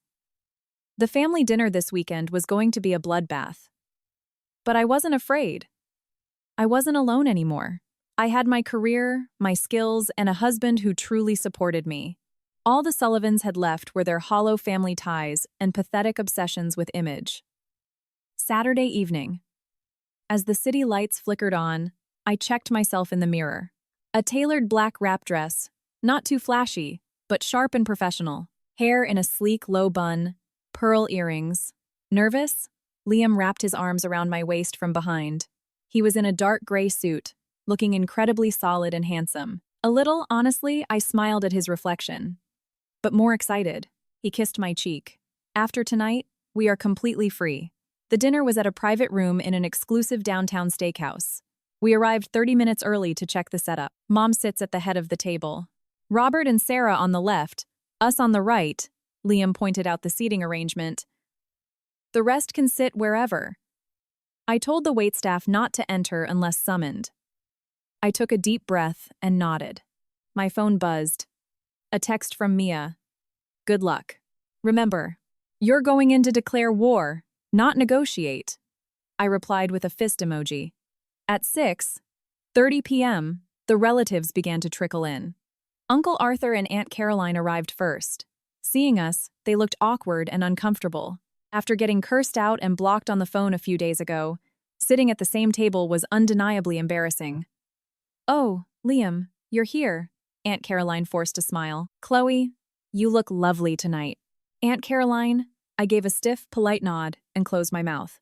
Uncle Arthur ignored me and spoke to Liam. Heard you quit the firm. Starting some smart home tech thing? That's right, Liam answered shortly, giving up a VP spot at the family company for a startup. Whatever. Uncle Arthur's eyes held a hint of disdain, clearly thinking Liam was an idiot for walking away from guaranteed wealth. As the room filled up, it buzzed with noise. Everyone desperately avoided the elephant in the room, loudly discussing the stock market and real estate instead. At 6:50 p.m., Eleanor finally arrived, flanked by Robert and Sarah. As soon as she walked in, her sharp eyes locked onto me. She wore a deep burgundy dress, but the dark circles and gaunt face showed how much stress she'd been under. Sarah, wearing a pale yellow dress, stuck close behind her, playing the role of the ultimate submissive daughter-in-law. When Sarah made eye contact with me, she quickly looked away. Robert walked in last, his face stiff. Mom, have a seat right here. Liam pulled out the chair at the head of the table. Eleanor sat up straight, surveyed the room, and suddenly her eyes welled up with tears, her voice cracking. Oh, it's been so long. The whole family is together. The air in the room instantly froze. The way she emphasized family was barbed with venom. Since everyone is here, I'll have them bring the food, Liam said, his expression unchanging as he pressed the call button. Plates of premium steak, lobster tail, and roasted vegetables began to fill the table. It was clear Liam had spared no expense. Wow, Liam, you really spent some money, Aunt Caroline commented, eyeing the expensive spread. This place is a fortune per head. It's a necessary expense, Liam said, pouring wine for the elders. The reason I invited everyone here tonight is to make some official announcements. The room went dead silent. Everyone put down their forks. Eleanor's hands trembled slightly. Sarah fidgeted with her napkin, and Robert stared intently at his brother. Before we get to the main point, I want to propose a toast. Liam raised his glass. Thank you all for coming. Everyone reluctantly clinked glasses, hiding their complicated thoughts. Liam downed his wine, set the glass down, and reached across the table to grip my hand tightly. All eyes focused on our intertwined fingers. I brought you all here to make a few things explicitly clear. Liam's voice was calm but commanded absolute authority. First, Chloe and I are completely independent. We will live in our home. Mom, you can stay at the estate, or rent it out. Do whatever you want. The profit is all yours. Eleanor's face went pale. Liam, I am your mother. Let me finish. Mom. Liam cut her off sharply. Second, my financial obligations as a son remain unchanged. I will send you $5,000 a month for living expenses, and I'll send gifts on holidays and birthdays. If you have medical bills, Robert and I will split them 50-50. However, there is a condition. This is only valid so long as you fully respect my wife and absolutely do not interfere in our lives. Third, Liam's sharp gaze swept the table. As of today, Chloe's and my private life, meaning when we have children, how we have them, or if we decide never to have them at all, is entirely our decision. No one has the right to comment on it. Furthermore, I will absolutely not tolerate anyone using this issue to attack Chloe. And finally, the fourth point. This is the most important one. Liam stared directly at Eleanor. His eyes were like frost. If anyone ever shows up at Chloe's workplace to cause a scene again, or spreads false rumors about her character behind her back, I will use every legal resource at my disposal to destroy them. That includes pressing criminal charges for assault and battery for the slap the other day, and civil suits for defamation and tortious interference. There will be no leniency. Flawless silence descended upon the private dining room. You couldn't even hear breathing. Eleanor's lips quivered, and fat tears rolled down her face. Liam Sullivan, are you threatening to send your own mother to jail over this woman? I just wanted basic respect for my wife, Mom. Liam paused. If you are incapable of giving her that, we will have to distance ourselves from you forever. Distance yourselves? Eleanor's voice cracked into a shriek that pierced the ceiling. I raised you. I broke my back for 30 years. And this is what I get? You cut ties with your mother because you're blinded by some manipulative bitch? Are you even human? I am deeply grateful for the 30 years you spent raising me, Liam remained unshaken, which is why I am fulfilling my financial obligations to you. But Chloe owes you absolutely nothing. She married me because she loves me, not to become an unpaid servant to the Sullivan family. Servant? What servant lives in a multi-million-dollar estate? Eleanor finally lost her mind and exploded. She lived in my house, ate my food, and couldn't even give me a grandchild for 3 years. How dare she act like a victim? She has no right to speak. Enough, Mom. Liam kicked his chair back and stood up. I stood up with him, squeezing his hand to signal him to calm down. Then, I turned to Eleanor. My voice rang out clear and precise in the room. You are absolutely right, Eleanor. I ate your food and slept in your house for 3 years. So, since the whole family is here, I thought it would be the perfect time to settle our accounts. I pulled a small leather ledger from my purse and opened it. Year 1 of marriage. Under your orders, I quit my job to focus on supporting the family. Let's calculate that at the base rate of a full-time estate manager in Illinois, $80,000 a year. Year 2. When you had your hip replacement surgery, I stayed in your room day and night for an entire month to nurse you. A 24/7 private registered nurse costs about $15,000 a month. Year 3. When you decided to remodel the estate, I acted as the on-site project manager for 3 straight months. Market rate for an architectural project manager is easily $10,000 a month, so that's $30,000. I stared straight into Eleanor's increasingly distorted face. Excluding the endless holiday prep and catering for your country club parties, just the major financial labor I contributed equals $125,000. If you believe I was just leeching off you and owe you a debt, I am happy to calculate my room and board right now, and then you can cut me a check for the balance of my unpaid labor. How would you like to handle this? Everyone in the room sat frozen, jaws dropping. Even Liam looked surprised that I had kept such meticulous records. Eleanor's face went from pale to purple, trembling uncontrollably. Are you pulling out a calculator to extort money from your mother-in-law? It's not extortion, it's a fact check. I closed the ledger. I used to think keeping score like this wasn't what families did. But I finally realized something. Some people don't even deserve to be called family. Chloe! Robert slammed the table and stood up. How dare you speak to my mother like that? Sit down, Robert. Liam pulled me behind him and glared at his brother. Is there a single lie in what Chloe just said? Chloe was the one who nursed Mom. Chloe managed the renovation. She handled everything for this family for 3 years. What right do you have to yell at her? Robert was left speechless, huffing in anger. Just then, Sarah muttered in a small voice. But Chloe was just staying home. Isn't managing the house just the basic duty of a stay-at-home wife? Sarah. I turned my head to her. You work a comfortable government job making decent money. How many times did you cook dinner when you got home? Who did your dishes? Who watched your kid? Eleanor did all of it for you. If domestic labor is such a noble duty for a daughter-in-law, why don't you quit your job right now and become the perfect stay-at-home wife? Why was that noble duty only forced onto me? Sarah's face turned the color of a tomato, and she shut her mouth tightly. Oh, come on, enough, Uncle Arthur intervened frantically. We share the same blood. Why are we calculating money? Chloe, aren't you being too aggressive just because Eleanor lost her temper a bit? Elders make mistakes sometimes.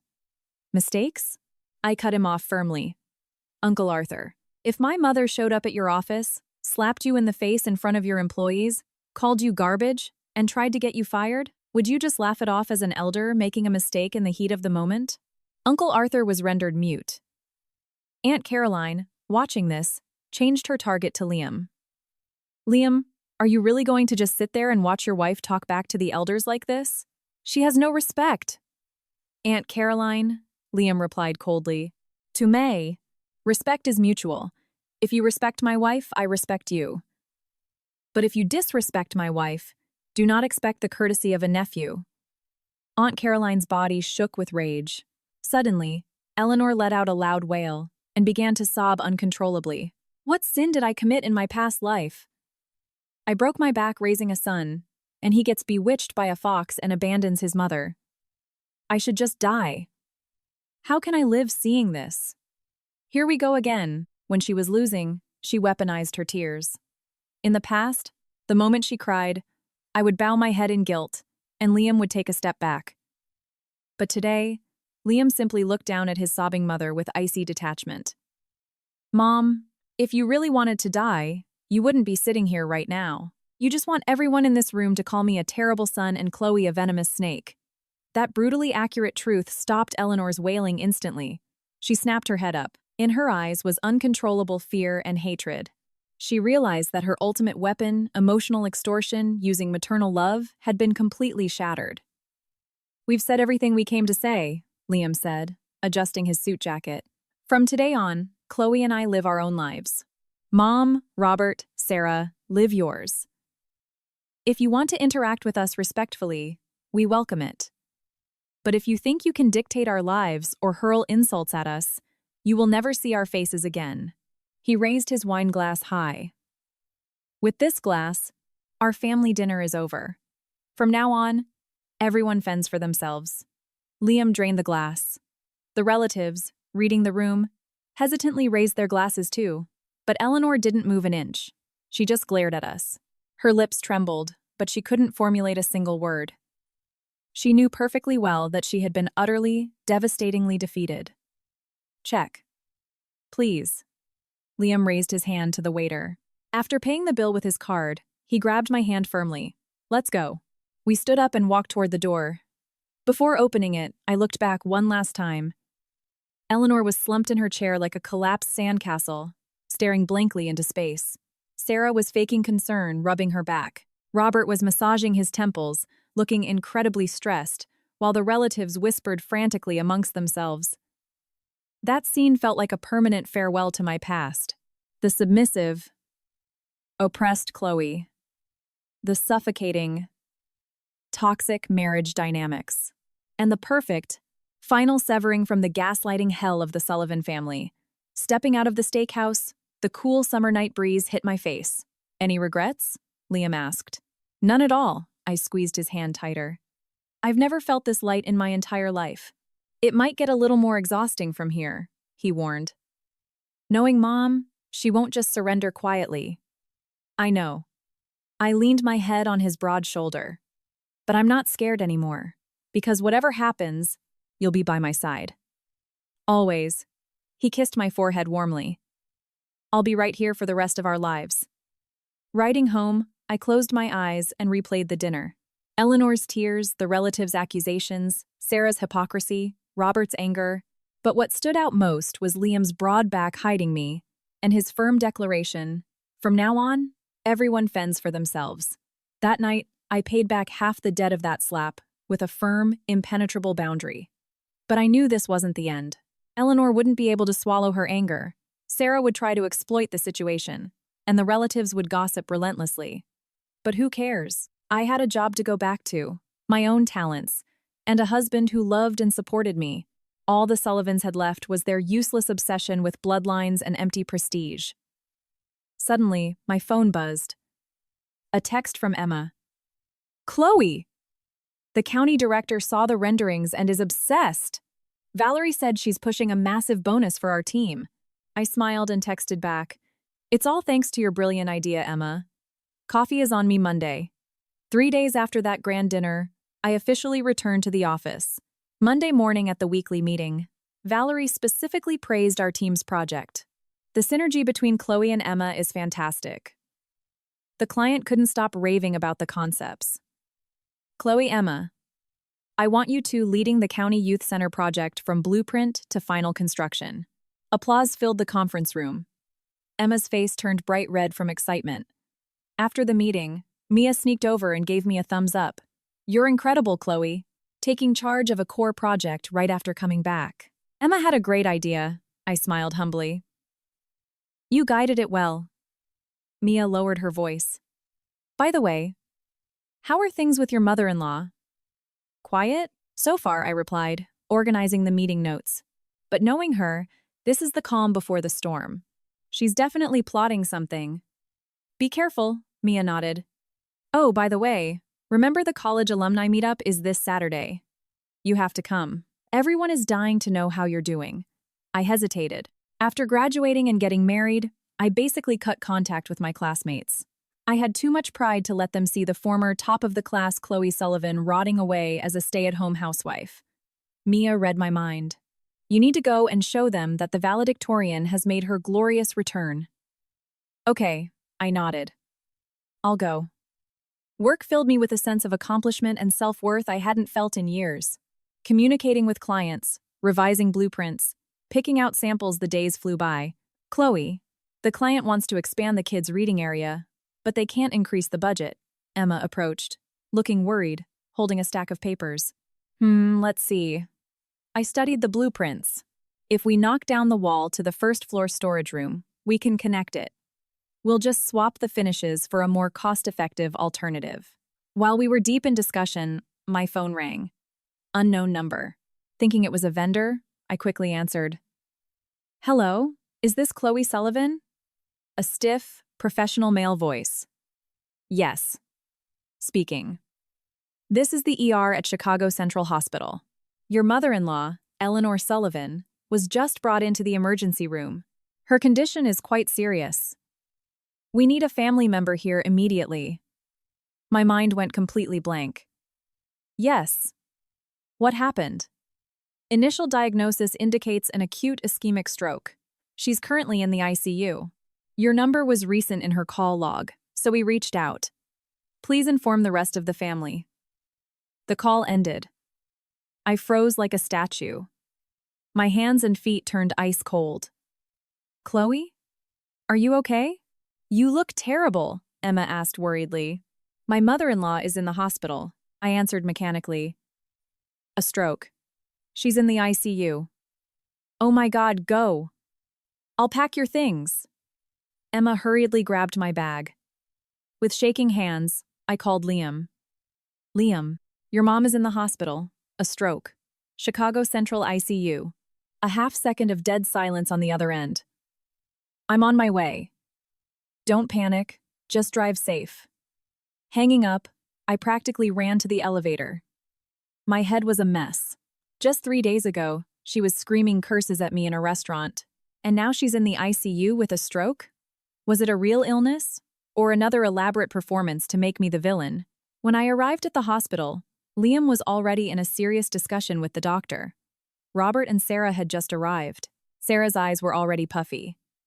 Doctor, how is her condition? Liam was asking. The doctor adjusted his tie while looking at the chart. Ischemic stroke. Luckily, she was brought in within the golden window, so her life isn't in danger, and she's past the critical phase. But she's an elderly woman with underlying hypertension. What caused her to experience such extreme stress? Why did you let the patient get so agitated? Agitated? Liam frowned. What exactly happened? The paramedic said she was at the country club patio, having a violent verbal altercation with some of the other members. She suddenly grabbed the back of her neck and collapsed. You'll have to ask her friends for the details. We looked through the glass window into the ICU. Eleanor, hooked up to countless tubes, looked pale and 10 years older. Seeing us, her eyes trembled and her lips moved, but she couldn't seem to speak. Mom! Sarah clung to the glass, wailing. Oh my God, Eleanor, how did this happen? All because of that ungrateful daughter-in-law stressing you out, you ended up like this. It was a direct, blatant shot at me. Robert also glared at me with complicated, resentful eyes. Are you happy now? Chloe? Mom is in that bed, are you satisfied? Robert? Liam cut in coldly. The doctor said she collapsed while fighting with the country club ladies. We need to find out exactly who she was fighting with and why, before you start pointing fingers. Robert paused, glancing nervously at Sarah. Sarah sniffled and defensively said, Who else would she be fighting with? Just those nosy country club gossips. Eleanor has been in a bad mood lately. She was sitting at the club, and the ladies kept interrogating her about why her second son and his wife haven't been around. Eleanor tried to make an excuse, but the ladies were whispering behind her back that she drove her daughter-in-law out because she couldn't get pregnant. She got furious and confronted them.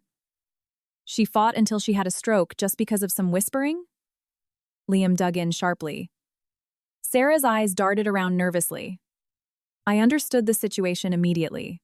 Knowing Eleanor's personality, there's no way she just made an excuse. She likely went to the club and trashed my name, playing the victim, saying her son abandoned her for a barren woman. Then, someone who knew the truth probably pushed back, and unable to contain her rage at being exposed, she collapsed. Liam, Mom is in this condition. Do we really need to figure out who is to blame right now? Robert tried to pressure us emotionally. Chloe, aren't you taking this too far? Robert. I opened my mouth, my voice surprisingly calm. Of course we will help pay for her medical bills. But if you're trying to pin the blame for this entirely on me, let's get the facts straight. I pulled out my phone and hit play on a voice memo.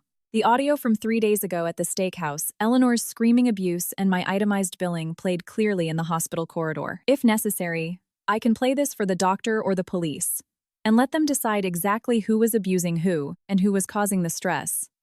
A heavy silence fell over the hallway. Liam looked at me in slight surprise, not realizing I had recorded the dinner. Sarah's face went white, and Robert's jaw dropped. You maliciously recorded that? Sarah's voice trembled. People with nothing to hide don't fear being recorded. I put my phone away. Now, let's discuss the practical reality of her care. I suggest we hire a professional private nurse. We will split the cost 50 over 50. Liam and I both work full-time. We cannot sit by her bedside 24/7. A private nurse? Robert jumped up. Her children need to take turns caring for her. That's our duty. Who exactly is going to do that? I fired back. Sarah works at the government office. You work at the firm. Liam and I work. Or are you or Sarah going to quit your jobs to watch her in the hospital? Robert was speechless. He had clawed his way up to a middle management position at the family firm. He wasn't about to give that up. We're hiring a nurse. Liam finalized it. I know a reputable agency. A 2-4-hour live-in nurse is about $300 a day. That's $9,000 a month. Robert, you and I will each cover $4,500 a month. $4,500? Sarah gasped. That's insane. We barely have enough for our son's private school tuition. Do you have a better alternative? I stared her down. Are you going to resign? Is Robert? Sarah clamped her mouth shut, looking incredibly unhappy. Ultimately, Liam forced the agreement to hire a professional nurse. By the time we finished the paperwork and left the hospital, it was dark. Liam led me to the parking garage. Why didn't you tell me you recorded it? He asked as we got in the car. It was a split-second decision, I confessed. Before we walked into the restaurant, I figured if they tried to spin the narrative and make me the villain again, I'd need proof. Liam looked at me deeply. You really have changed into someone strong. He took my hand. It hurts me to see you harden like this, but I'm so damn proud of you. I leaned my head on his shoulder, exhaustion washing over me. Liam, do you think it's true? The doctor's diagnosis is real, but fighting with the country club ladies. Is it really that simple? The medical event is real, Liam sighed. But the underlying cause isn't that simple. I asked a friend who's a member there to find out exactly what went down on the patio today. I nodded. Liam seemed gentle, but in critical moments, he was incredibly sharp. As soon as we got home, I collapsed onto the sofa. My phone rang. It was Mia. Chloe, is your mother-in-law okay? We put out the immediate fire. She has to stay in the hospital for a while, I gave a brief summary. Mia paused, then spoke in a heavy voice. I was debating whether to tell you this. But you need to know. Right before your mother-in-law collapsed today, she called our HR department. I sat bolt upright. What? One of our HR reps took the call. She demanded they fire you immediately, screaming that you were a morally bankrupt bitch who abandoned her sick in-laws. Thankfully, the rep knew about the lobby incident and just ignored her and hung up. But you needed to know. A ringing sound echoed in my ears. Eleanor had been relentlessly trying to get me fired. When she failed to destroy my livelihood, she went to the country club, tried to trash my name there, got called out, and collapsed from her own fury. The puzzle pieces fit perfectly. Mia, thank you for telling me. I bit my lip. What are you going to do? Mia asked worriedly. The rep handled it this time, but next time she might call a client or do something worse. I know. I clenched my fists. This time, I'm finishing it.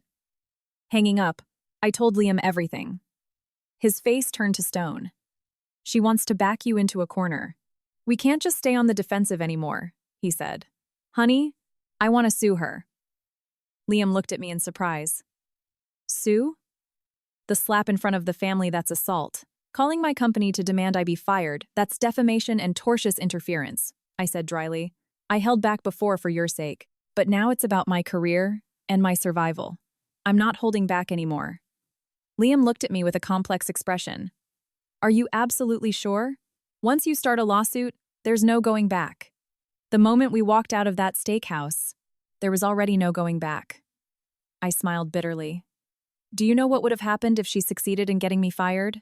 I would have become completely dependent on you again, and she would have dragged me back to the estate to be her slave forever. She's not just a misguided old woman. She's purely malicious. Liam remained silent for a long time, then nodded. Okay, I support your decision. I have a friend who specializes in civil litigation. I'll connect you tomorrow. No, I said firmly. I'll handle this.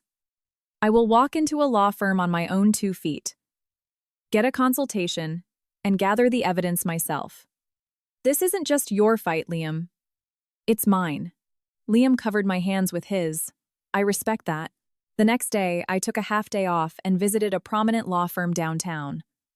I met with a sharp, intellectual-looking female attorney in her 40s, Miss Davis. After hearing my story, she adjusted her glasses. Chloe, the situation is very clear. Slapping you in front of multiple witnesses constitutes civil battery, and we can pursue damages.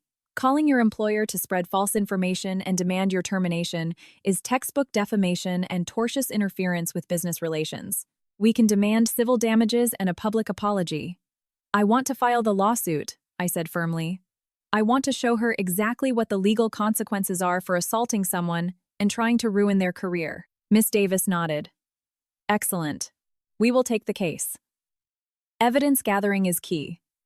Witness testimonies, any medical records of the swelling, the recording of the dinner, and testimony or phone logs from your HR department. I have the audio recording of the dinner, and I can get the phone logs from HR, I said. Audio recording? Fantastic. Miss Davis smiled. Before filing the actual lawsuit, let's send a cease and desist letter via certified mail. It will include a demand for a public apology and $50,000 in emotional and punitive damages. If she doesn't comply, we file the suit immediately. It's an ultimatum. Leaving the law firm, the bright sunlight poured down. Choosing to protect myself within the boundaries of the law felt incredibly liberating. Right then, Sarah called. Chloe. Eleanor regained consciousness. She wants to see you. Her voice sounded exhausted. The doctor said she needs absolute rest. Please, just this once. Can you yield to her? Sarah, do you know that Eleanor called my HR department yesterday to try and get me fired? I asked coldly. Dead silence on the other end of the line. You knew. Yes, I scoffed. So stop giving me this yield to her nonsense. I'm not her biological daughter, and I have zero obligation to tolerate her abuse. But she's lying in a hospital bed. Do you have to be this heartless? Sarah's voice trembled. I'm heading to the hospital now. I cut her off. I have something very important to tell her. I hung up and caught a cab. During the ride, I texted Liam. Your mom asked for me. Heading to the hospital. I'm going to tie up loose ends. Don't worry. I won't lose my temper. Liam replied instantly. I'm on my way too. Meet you in the lobby. Eleanor had been moved from the ICU to a regular private room. She had an oxygen tube under her nose, breathing heavily. When she saw me, her eyes darkened, and she turned her head away. Eleanor. I walked to the side of the bed and set down a fruit basket. How are you feeling? She didn't answer. Robert and Sarah stood nearby, looking extremely tense. You don't have to speak. I'll just say what I came to say. I pulled up a guest chair and sat down. Yesterday afternoon, you called my company's HR department and demanded I be fired, didn't you? Eleanor flinched. Don't bother denying it. The company has the call logs, I continued calmly. Furthermore, the slap at the family dinner, I have dozens of witnesses, and I recorded the audio. Because of these two incidents, I hired a lawyer today and initiated legal action. You're suing your own mother-in-law? Eleanor forced the words out, her voice a raspy hiss. I nodded. Within a day or two, a formal cease and desist and demand letter from my lawyer will arrive at this hospital. If you post a formal apology in the family group chat and pay $50,000 in damages, I am willing to hold off on filing the lawsuit in court. If you refuse, I'll see you in civil court. Chloe, are you out of your mind? Robert exploded. Mom is lying in a hospital bed and you're talking about lawsuits? Robert, I glared at him fiercely. She is alive, which is why I can sue her. If her plan had worked yesterday and I was fired, out on the street, and fell into a deep depression, were you going to take responsibility for my life? Robert, intimidated by my cold glare, stepped back. I locked eyes with Eleanor again. Eleanor, for 3 years, I treated you as an elder and endured everything. But you mistook my patience for weakness and my respect for submission. That ends today. You hit me, so I'm holding you liable. You tried to ruin my career, so I am taking legal action. If you ever cross me again, I will drag you through the legal system until you learn how to respect other human beings. Eleanor's body shook with rage, and the heart monitor began to beep faster. Chloe, stop it. Sarah tried to intervene. You aren't exempt either, Sarah. I looked at her. If you post any more passive-aggressive Instagram stories about me, or spread rumors to the relatives, I will sue you for defamation as well. You should look up the legal penalties for libel. Sarah's face went white, and she clamped her mouth shut. At that moment, Liam opened the door and walked in, holding a folder. Mom, this is the contract for the private nurse. I've signed it, and Robert and I are splitting the cost. He placed the folder on the nightstand. The doctor said you need to be hospitalized for at least 2 weeks. We'll visit in shifts, but the nurse will be handling your primary care. Rest well and don't overexert yourself. How could you? Eleanor was so consumed by anger and despair, she couldn't finish her sentence. We're busy, so we'll be leaving now. Liam took my hand. Mom, make sure you sign for the certified mail from the lawyer when it arrives. Think carefully about your options. The moment we walked out of the hospital room, I let out a long breath I didn't know I was holding. Say everything you needed to say? Liam asked. Yeah, I nodded. I feel so incredibly relieved. Good job, he smiled warmly. I told the lawyer to send the letter out immediately tomorrow. Also, I had my buddy from the country club spread the actual truth about what happened on the patio yesterday. I stopped walking in shock. You did? But you know how much your mother values her reputation there. Liam's eyes flashed with cold resolve. Exactly. She values her fake prestige more than anything. I destroyed the false narrative she was trying to spin. I looked at the man beside me, realizing he was far more ruthless and reliable than I had ever known. Let's go home. He wrapped his arm around my shoulders. What do you want for dinner? Should I make chicken parmesan? Sounds perfect. I hugged his waist. But honey, I think I've become really vicious. Kindness should only be given to people who deserve it. Liam kissed my forehead. Giving kindness to people who don't deserve it just makes you a doormat. Chloe, you haven't become vicious. You've just grown up. He was right. I had grown from a submissive daughter-in-law into an independent adult capable of defending and counterattacking. And this was just the beginning of the war. 3 days after the demand letter was sent, Robert called Liam in a rage. Liam, did you know Chloe sent Mom a formal legal demand letter, and you just let her do it? What kind of monster are you? Robert's shouting was so loud I could hear it clearly from the couch. Liam put the phone on speaker, set it on the coffee table, and continued typing on his laptop. Chloe is an independent adult. She has the right to take legal action against anyone trying to ruin her life, Liam answered nonchalantly. It doesn't matter if it's Mom or anyone else. What kind of nonsense right is that? Robert roared like a wild animal. Mom is in the hospital and you don't even visit. You just send lawyer letters. The ladies at the club are whispering that you two drove Mom to a stroke. Well, her blood pressure definitely spiked. Liam stopped typing. But we didn't cause it. She caused it when her malicious actions were exposed. Robert, do you want to hear the actual rumors spreading around the country club? A suffocating silence fell over the phone. Mom slapped Chloe in front of the whole family, stormed Chloe's office to ruin her job, got dragged out by security, and then tried to lie about it at the club. Everyone knows now. You think people feel sorry for her? They're whispering that karma finally caught up to her. Shut your mouth! Robert shouted in a panic. Is there a law that says only Mom gets to play the victim and spread rumors? Liam's voice showed zero emotion. I just delivered the facts. Robert, I'll give you 2 options. 1. You convince Mom to accept the terms of the demand letter. She posts an apology in the family group chat and pays Chloe the $50,000. If she does, it ends there. 2. She keeps fighting and we take it to court. Then Mom will have a civil judgment against her for assault and tortious interference, and that public record will spread everywhere. You know how much Mom cares about her image. You decide which is better for her. Click. Robert aggressively hung up the phone. I sat on the sofa, looking at Liam. Isn't $50,000 too low? It's not about the money. Liam moved to sit next to me. It's about the principle. Her paying the money and writing the apology means she officially admits defeat and acknowledges her wrongdoing. If she refuses to the bitter end, we go to court and demand $500,000. I nodded, but knowing Eleanor's arrogant personality, I knew she wouldn't apologize easily. As expected, Sarah called the next day. Chloe. Eleanor saw the letter and tore it up. Her voice was thick with exhaustion. She said she'll fight you in court to the bitter end. Please, Chloe, can't you just take a step back? This is a disgrace to the family. We're becoming a laughingstock. I am not the one disgracing the family, Sarah, I said while reviewing a blueprint, holding the phone with one hand. The family became a laughingstock when Eleanor slapped me at dinner, and it became an absolute comedy when she threw a tantrum in my office lobby. I am simply using legal channels to protect my rights. Why is that wrong? But suing family. If you really wanted to de-escalate this, you should be convincing Eleanor, not me. I cut her off. $50,000 is pocket change to the Sullivan family. And how hard is it to type, "I'm sorry" in an iMessage chat?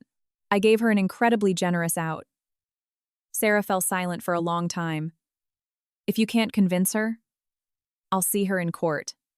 I drove the final nail in.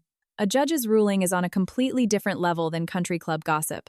I'll show her exactly how her precious reputation gets shattered. Hanging up, I threw myself back into my work. The youth center remodeling was proceeding smoothly and had reached the construction phase. Emma and I were on site every day, picking materials and checking traffic flow. It was a dusty construction site, but my heart soared. Seeing the blueprints in my head turn into a three-dimensional reality was an incomparable thrill. Chloe, what do you think of this floor tile color? Emma brought over a sample. Not bad, but the light gray next to it might make the space feel bigger, I compared them. And for the kids' reading area, order mats that are 1.5 times thicker than standard. Safety is our top priority. While we were deep in discussion, Mia called me, sounding panicked. Chloe, your mother-in-law has completely lost her mind. Mia's voice was shaking. I don't know how she got the number, but she just called the county director in charge of the youth center project. My vision blurred, and rage shot straight to the top of my head. The county director? Yes, the lead client, Mia yelled. She told the director that you are a morally bankrupt, horrific person, so the project you're leading will inevitably be a disaster. She demanded they remove you from the project immediately. My grip on my phone tightened so hard my knuckles turned white. Eleanor was determined to destroy me. Luckily, the director is a reasonable person and immediately called Valerie to verify the situation. Mia continued. Valerie is furious. This puts the firm's reputation on the line. She expects you to handle this flawlessly. What are you going to do? Mia, tell Valerie I will fix this perfectly. I forcefully suppressed my boiling anger. I will go directly to the county director's office, apologize formally, and clear up the misunderstanding. And then, I gritted my teeth. I am gathering all this evidence and adding a claim for intentional interference with prospective economic advantage. This is malicious career sabotage. I will make her pay dearly. That afternoon, Emma and I rushed to the county offices. The director was a sharp-looking woman in her early 50s. Director, I sincerely apologize for allowing my personal family matters to cause a disturbance for the county. I bowed deeply before her desk. I have an ongoing conflict with my mother-in-law, and she acted out of spite to interfere with my work. I take full responsibility. The director waved her hand and offered me a cup of warm tea. Chloe, please sit. I've heard the gist of it. Honestly, I have a lot of respect for you. Escaping a toxic in-law situation like that and building your career is incredibly tough. I widened my eyes in surprise. I'm a woman, and I was a daughter-in-law once too, she smiled warmly. When I got that phone call, my first thought was that it was absurd. If a daughter-in-law is truly terrible, you confront her or her company directly. Why sneakily call the client to sabotage the project? So I called Valerie. My nose stung. Thank you so much for understanding. However, the director's expression turned strict. You need to pull this up by the roots. I am being flexible this time, but if this were another, more rigid client, your firm's contract could have been terminated on the spot. For a designer, reputation is your lifeblood. I will keep that in mind. I nodded deeply. I have already retained counsel and am taking legal action. I will ensure this never happens again. Glad to hear it. She smiled again. By the way, regarding the blueprints, the idea for the kids' reading area is phenomenal. The mayor himself praised it. Leaving the county office, I breathed a sigh of relief, but the cold fire of anger still burned in my chest. When I got home, Liam was already back from work, His face was grim. You heard? I asked. One of my startup investors is golf buddies with the county director. He told me it'd be best to resolve this quickly. Liam hugged me. I'm so sorry, Chloe. She hurt you again. I'm not hurt. I'm just disgusted. I buried my face in his shoulder. How much must she hate me to try so desperately to take everything from me? She's terrified because she can't control you anymore, Liam consoled me. When you were trapped in the estate, she could mold you however she wanted. But now you're financially independent and confident. She hates admitting that her petty power is useless against you. He was right.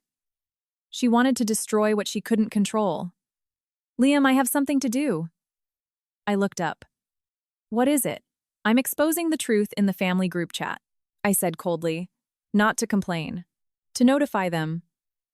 I'm going to lay out exactly what crimes Eleanor committed and what legal actions I am taking, so none of them can play the victim or blame me.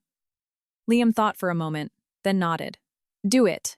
That night, I drafted a long, dry, factual message in iMessage, attaching screenshots of the phone logs from HR, the call records to the county director provided by my lawyer, and a photo of the cease and desist demand letter. I sent it to the Sullivan Extended Family Group chat, which had over 20 relatives.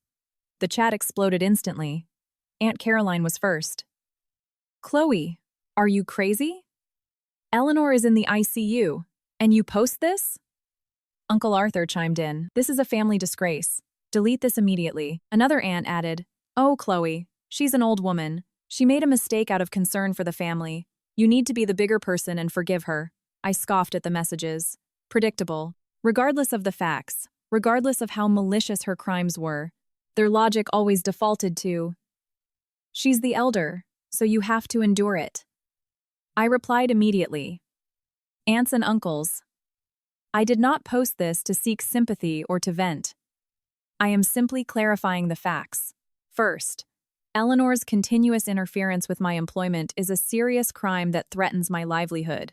Second, I have already handed all this evidence over to my attorney, and we are proceeding with legal action.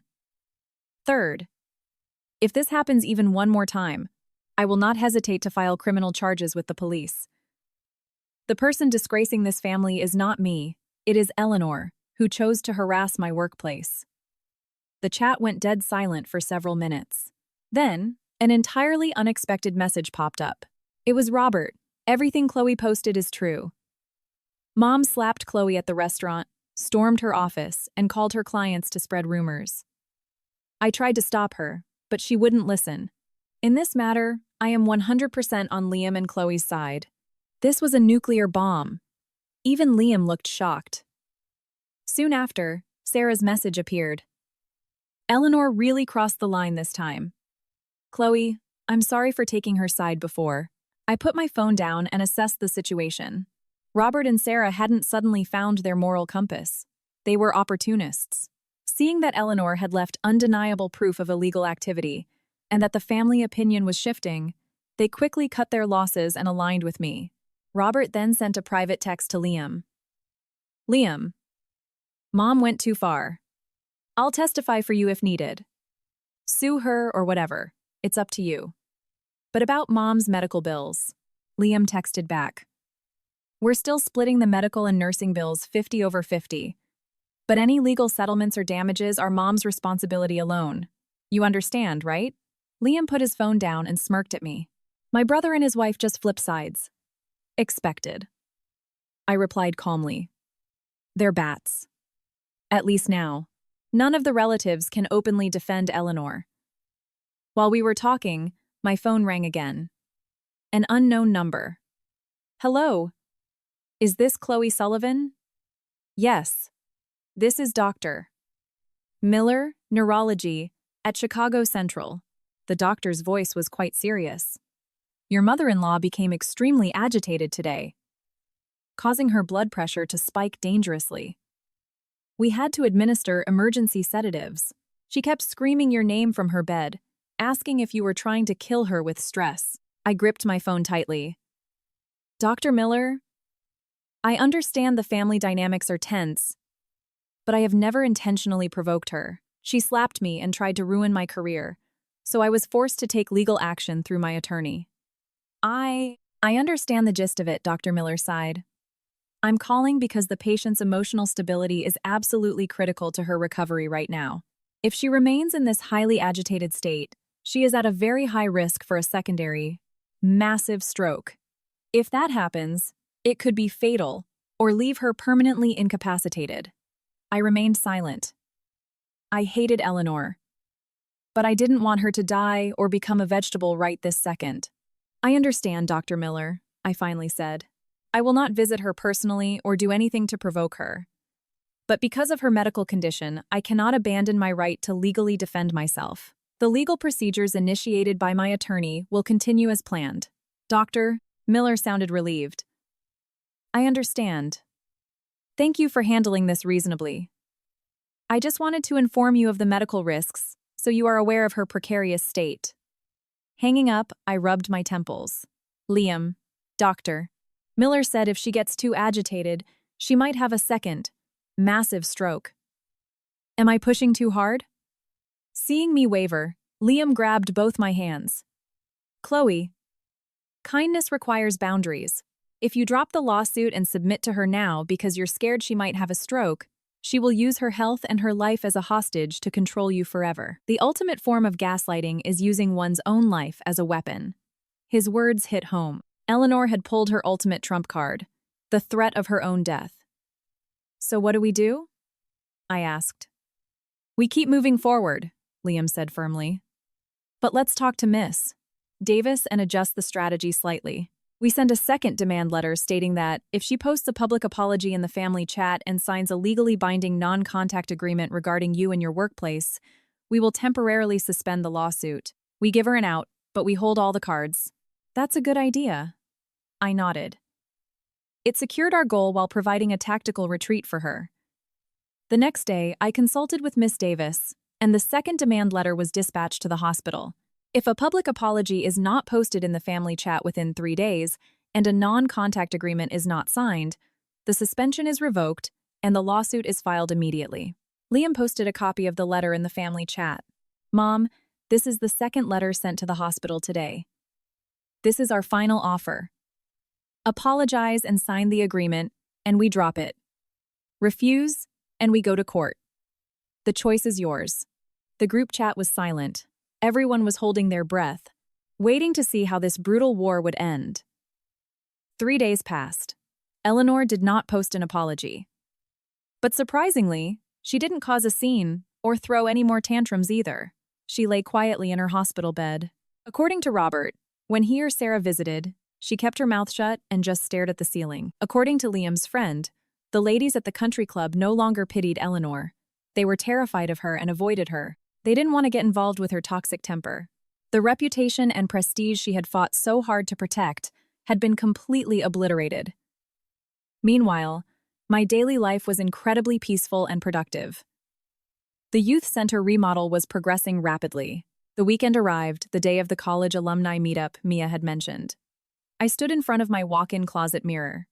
An elegant black silk dress, sophisticated makeup, the timid, dowdy daughter-in-law who walked on eggshells a month ago was completely gone. My eyes sparkled with confidence. My wife is stunning. Liam hugged me from behind. Hurry up, you'll be late. See you later. I smiled brightly. The alumni gathering was in a private room at an upscale dining bar downtown. As I opened the door, Mia was the first to run over and hug me. Chloe, you made it. My old classmates swarmed around me. Wow, Chloe, you look amazing. I heard you're back in design. That's so badass. You were the undisputed top of our class. I was so sad thinking you were just wasting your talent. The genuine praise and welcoming atmosphere warmed my heart. This recognition and camaraderie were parts of my true life that I had suppressed for 3 years. Chloe, I heard about your in-laws through the grapevine. A female classmate carefully took my hand. You did the right thing. Cutting ties with toxic people like that is the only answer. Thank you. I raised my glass of champagne to the room. No matter what kind of hellish situation we find ourselves in, let's never lose ourselves. Cheers! Cheers! Everyone clinked their glasses. That night, for the first time in years, I laughed freely, talked loudly, and drank happily. It felt like I was being compensated for the 3 years of youth I had lost. As the party was winding down, our former class president pulled me aside. "Chloe, my firm is looking for an executive design director right now. We'd love to have you. We can match this salary." He discreet showed me a number on his phone. My eyes widened. "That much? You're worth it," he said seriously. "I still haven't forgotten your senior thesis project. Chloe, please don't let your talent go to waste." When I got home, I excitedly told Liam about the offer. "Are you going to take it?" Liam asked, taking my coat. I'm going to think about it." I leaned against his shoulder. "I love my current firm. Valerie believes in me, Mia is there, and my junior partner Emma is great. More than anything, I want to see the youth center project through to the end. Whatever you decide, I'm 100% on your side." Liam kissed my forehead. The night was late, but I couldn't fall asleep easily. Eleanor's silence, the shift in my in-laws' attitudes, the recognition at work, the warm welcome from my friends, it all felt like a dream. The red handprint on my cheek had faded long ago, but the scars on my soul were finally beginning to heal with fresh, new skin. I knew the war with Eleanor wasn't completely over. Her silence now wasn't an admission of defeat. She was just hunkering down because she was out of weapons. That quiet silence was broken exactly a week later. My daily life had been smooth. The youth center project was nearing completion, and the kids' reading area had turned out beautifully. Liam's startup secured a major partnership with a tech conglomerate. He was incredibly busy, but always came home early to have dinner with me. Saturday night, the peaceful living room was shattered by the loud ringing of Liam's phone. The screen read Robert. "Yeah, Robert," Liam answered, his expression instantly hardening. "What?" "Okay, I'm on my way." He hung up and quickly grabbed his jacket. "Chloe." Mom collapsed. My heart sank. "What?" "She's already in the hospital. She complained of dizziness last night, collapsed, and they just moved her to the emergency ICU. The doctor thinks it's a secondary stroke." When we arrived at the hospital, Robert and Sarah were sitting pale-faced outside the ICU doors. "Robert, what happened?" Liam demanded. Robert pulled at his hair in distress. "I don't know. The nurse said she ate dinner fine, and then suddenly she couldn't breathe and just collapsed." The red light above the ICU doors glowed eerily. The hallway was terrifyingly quiet. Sitting in the plastic chair, my feelings were complicated. I resented and hated Eleanor, yes, but seeing her hovering between life and death in the ICU left a bitter taste in my mouth. An hour later, Dr. Miller emerged, looking exhausted.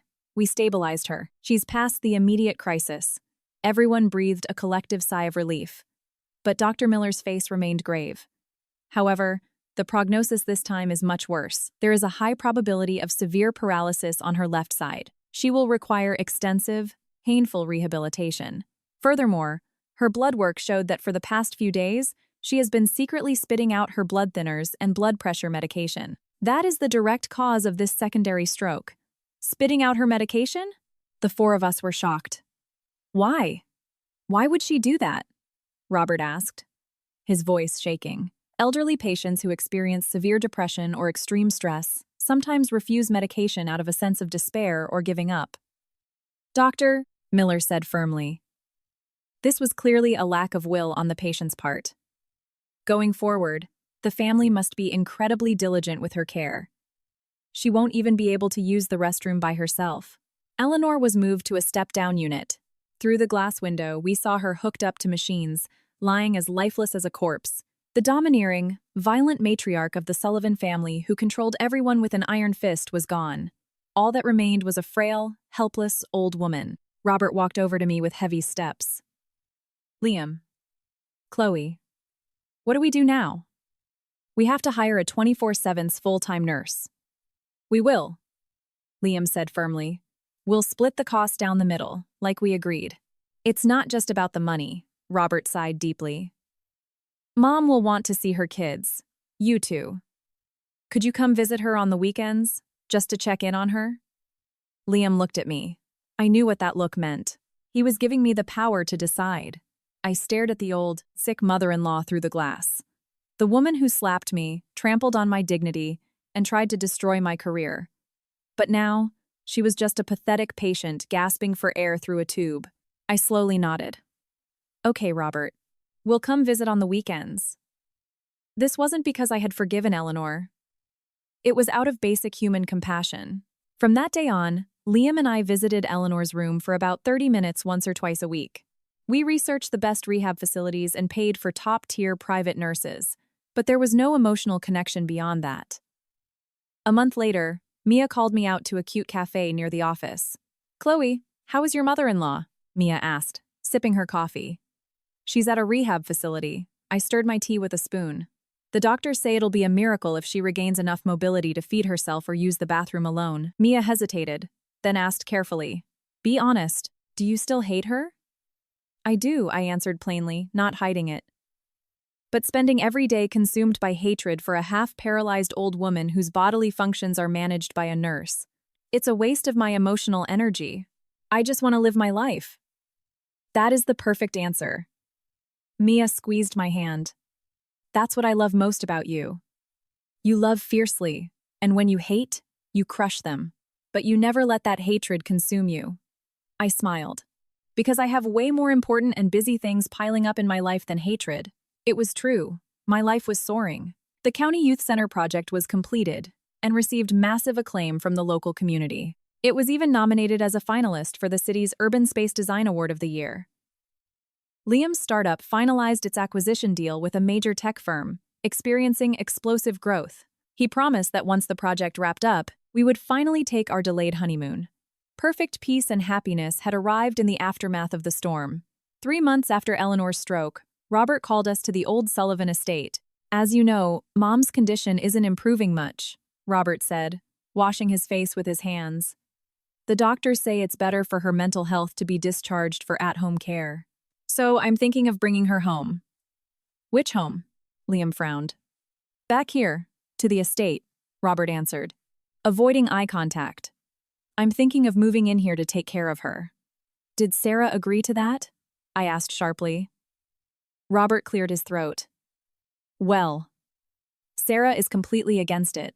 She says she works, has a kid to raise, and can't possibly care for a half-paralyzed mother-in-law on top of that. She threw a fit.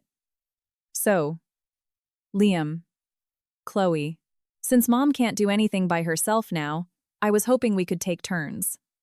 "You're not talking about taking turns. You're trying to dump the entire weekend caregiving burden on us." Liam hit the nail on the head. No, I'll take care of her during the week after work. I just need you guys to come for the 2 days on the weekend. Feed her, change her diapers," Robert stuttered. "We'll pay for the private nurse to cover the weekends," Liam cut him off coldly. "I'll cover the cost entirely. Mom gets anxious around strangers. She wants her family's touch," Robert pleaded. "Then there's no solution." Liam drew a hard line. "Robert, we are more than happy to pay the medical bills and fund the nursing care. But coming here every weekend to act as Mom's orderly is absolutely impossible. We have jobs, and we need our weekends to rest. More importantly," he turned to look at me, then continued. "You know exactly what Mom did to Chloe.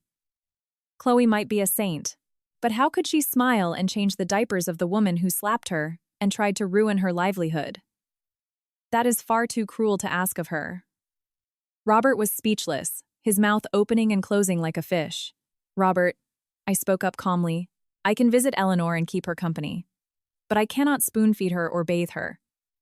Not because I'm cold-hearted, but because I simply cannot do it. Every time I get close to her, I vividly remember the hand that struck my cheek and the abusive words she used to try and push me off a cliff. Forcing that interaction is bad for her mental health, and mine." Robert stared at me for a long time, then let out a deep sigh. "You're right, Chloe. I was asking too much. I'll figure something else out." While he stepped away, Liam squeezed my hand. "Thank you for being honest, Chloe. I'm done forcing myself to play the role of the good daughter-in-law." I leaned my head on his shoulder. "I don't have to hate her, but I don't have to love her either. This safe distance is for the best." Ultimately, Robert hired a 2-4-hour live-in nurse to stay at the estate. He stopped by every day after work to check on her, and Sarah only very occasionally showed her face with their son. Liam and I visited the estate once every other week, brought some fruit, sat for 30 minutes, and left. This cool but safe and peaceful distance was the optimal balance our family had found. As autumn deepened, news arrived that my design project had won the Silver Prize at the Urban Space Design Awards.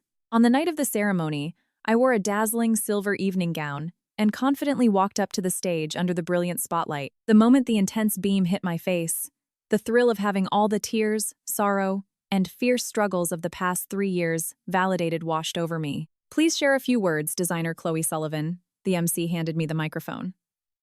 I looked down at the audience. In the very front row, dead center, Liam sat with a massive smile, waving at me. Next to him were Valerie, Mia, and my junior partner, Emma. Everyone I loved and who supported me was looking up at me. Thank you. My voice trembled slightly. To me, this award is more than just a trophy. It is a lifeline that saved my life. The hall fell dead silent. 3 years ago, I gave up my career and my identity because I foolishly believed that a woman's greatest happiness was protecting her family and being the perfect wife and daughter-in-law. But after 3 years of endurance, standing on this stage today, I finally realized the truth. A woman's true happiness does not come from her title within a family, but from standing firmly on her own 2 feet as herself. Thunderous applause erupted from the audience. To my husband, Liam, who gladly became my shield in my darkest, most desperate moments, and held my hand as we walked out of hell together, I dedicate this honor to you. I could see Liam's eyes glistening. I also want to deeply thank my colleagues who gave me the chance to soar again. I took a deep breath. And finally, to the Chloe of the past, who was endlessly weak and broken, but somehow found the courage to stand back up. Thank you. To everyone here, no matter what trials you face, no matter what violence or oppression tries to suffocate you, never lose yourself. Because the only person who has the right to decide who you are is you. Deafening cheers and applause filled the venue. Coming off the stage, Liam was waiting for me with a massive bouquet of sunflowers. The best wife and the best designer in the world, he kissed me deeply on the forehead. That night, we drank celebratory champagne at a nice lounge until late. Riding in an Uber back home, I looked out at the beautiful Chicago skyline. Honey, I've been thinking about something, I whispered. What is it? I want to strike out on my own. Open an interior design studio under my own name, specializing in remodeling older residential spaces and improving public community areas. I leaned on his shoulder and met his eyes. I want to show women who are dreaming of a change at the edge of a cliff, just like I was, that changing your space can change your life. Liam's eyes sparkled like stars. That is a perfect plan. I support you 100%. I'll provide the seed capital and the lease deposit, and you? No, I smiled, squeezing his hand. This time I want to do it entirely on my own from start to finish. I need your objective business advice and emotional support, not your financial backing. Of course, Liam smirked. I will always be your dedicated backup team. 3 months later, Chloe's Spaces, a small interior design studio, opened its doors on a quiet street in River North. It wasn't flashy, but it was the warmest, coziest space in the world. My first client was a 40-year-old divorced woman referred by Mia. I want to erase every trace of my ex-husband and create a safe, warm sanctuary just for me, she said with a bitter smile. I want to forget the past and start fresh. I know that feeling all too well. I warmly held her hands and smiled brightly. I will help you. Let's design the most beautiful new beginning in the world together. Word of mouth spread, and the studio quickly established itself. My days were incredibly busy, but I was soaring with happiness. Eleanor's condition also improved, slowly but surely. With the nurse's help, she could now feed herself. And though her speech was slurred, she could stutter out her thoughts. When we visited the estate on weekends and brought fruit, she would look at me with a crooked mouth and ask, Che, Chloe, W work. Good? Yes. The studio is doing great. Make sure you work hard on your physical therapy, Eleanor. I would peel an apple, place it in her hand, and she would nod, her eyes welling with tears. The vicious, cruel energy in her eyes was completely gone, replaced only by deep regret and a quiet, almost ignorant resignation. That winter, we gathered at the old estate for a New Year's Eve dinner for the first time in a year. Sitting in her wheelchair in the middle of the living room, the left side of her body paralyzed. Eleanor's color actually looked decent. Robert and Sarah brought out prime rib and roasted vegetables from the kitchen, while Liam and I prepared fine wine and a cake. The atmosphere, compared to the horrific steakhouse dinner a year ago, was slightly awkward but vastly warmer and more peaceful. During the meal, Eleanor suddenly opened her mouth, her speech slurred but distinct. "Chloe." "I am. Sorry." The clinking of silverware stopped, and silence fell over the table. "I was wrong." Large tears fell from Eleanor's eyes, rolling down into her lap. "You are a good daughter." I quietly stared at this old woman in the wheelchair, crying her eyes out the woman I had once hated enough to want to tear my own soul apart. The hatred had washed away from my heart long ago. It wasn't that I suddenly felt a surge of loving affection for her, but at least the sharp-edged fury was gone. "It's all in the past, Eleanor." I picked a piece of tender meat and placed it on her plate. "The new year is here. Focus on your rehab and just live peacefully." "Yes. Live peacefully." Eleanor sobbed like a child, nodding her head. After dinner, Liam and I stepped out onto the estate's balcony as midnight approached. In the distance, fireworks celebrating the new year lit up the night sky. "It's already been a year." Liam hugged me warmly from behind. "Feels like 10 years to me." I leaned comfortably against his chest. "In 1 year, I was reborn from an oppressed slave of my in-laws into the CEO of my own studio. Sometimes I think, if she hadn't slapped me that day, maybe I'd still be rotting in this house, living like an emotionless zombie. Maybe I should be grateful for that slap." "What are you talking about?" Liam gripped my shoulders and firmly shook his head. "The person you need to be grateful to is the Chloe of that day, who had the courage to take that horrific abuse, not break down, and stand up on her own. And maybe be a little grateful to me, who fought alongside you." At Liam's witty remark, I laughed out loud and hugged his waist tight. "Yes, I'm most grateful to you. You are the greatest luck of my life." Colorful fireworks exploded continuously in the sky. I thought back to exactly who I was a year ago. The Chloe who cried silently in injustice after being slapped. The Chloe who fled in the middle of the night with a suitcase to a strange condo. The Chloe who fought fiercely in the hospital hallway against the mother-in-law trying to ruin her career, resolutely preparing a lawsuit. All those tears, injustices, and desperate struggles had stacked up to create the solid, radiant me standing here today. "Honey, I'm thinking about writing a book about our story," I whispered, looking up at the fireworks. "Writing a book?" "Yeah. For the countless women who are silently suffering right now under suffocating marriages and abuse." I turned to Liam, my eyes sparkling. "I want to tell them that no matter what happens, if you just have the courage to stand up and fight, you can reset your life at any time. That emotional and physical abuse in a home isn't a family matter, it's a crime. And that a woman's most powerful weapon is an unshakable sense of self and financial independence." "That is a beautiful idea." Liam smiled brightly, squeezing my hand. "But when will you have the time? You're already swamped with the studio. No need to rush. We have a long, brilliant lifetime ahead of us." I smiled. That's right, a lifetime. The fireworks ended, and the night sky returned to a deep darkness. But I knew that soon, the first sun of the new year would rise. A new year. The beginning of a new life. I was perfectly ready to love passionately, work fiercely, and be entirely the master of my own life. The courage to stand tall against any trial or prejudice that blocks my path. And the courage to firmly say no when necessary. That was the greatest lesson that painful slap had taught me, and it was the small yet magnificent record of victory I wanted to dedicate to all the women in the world.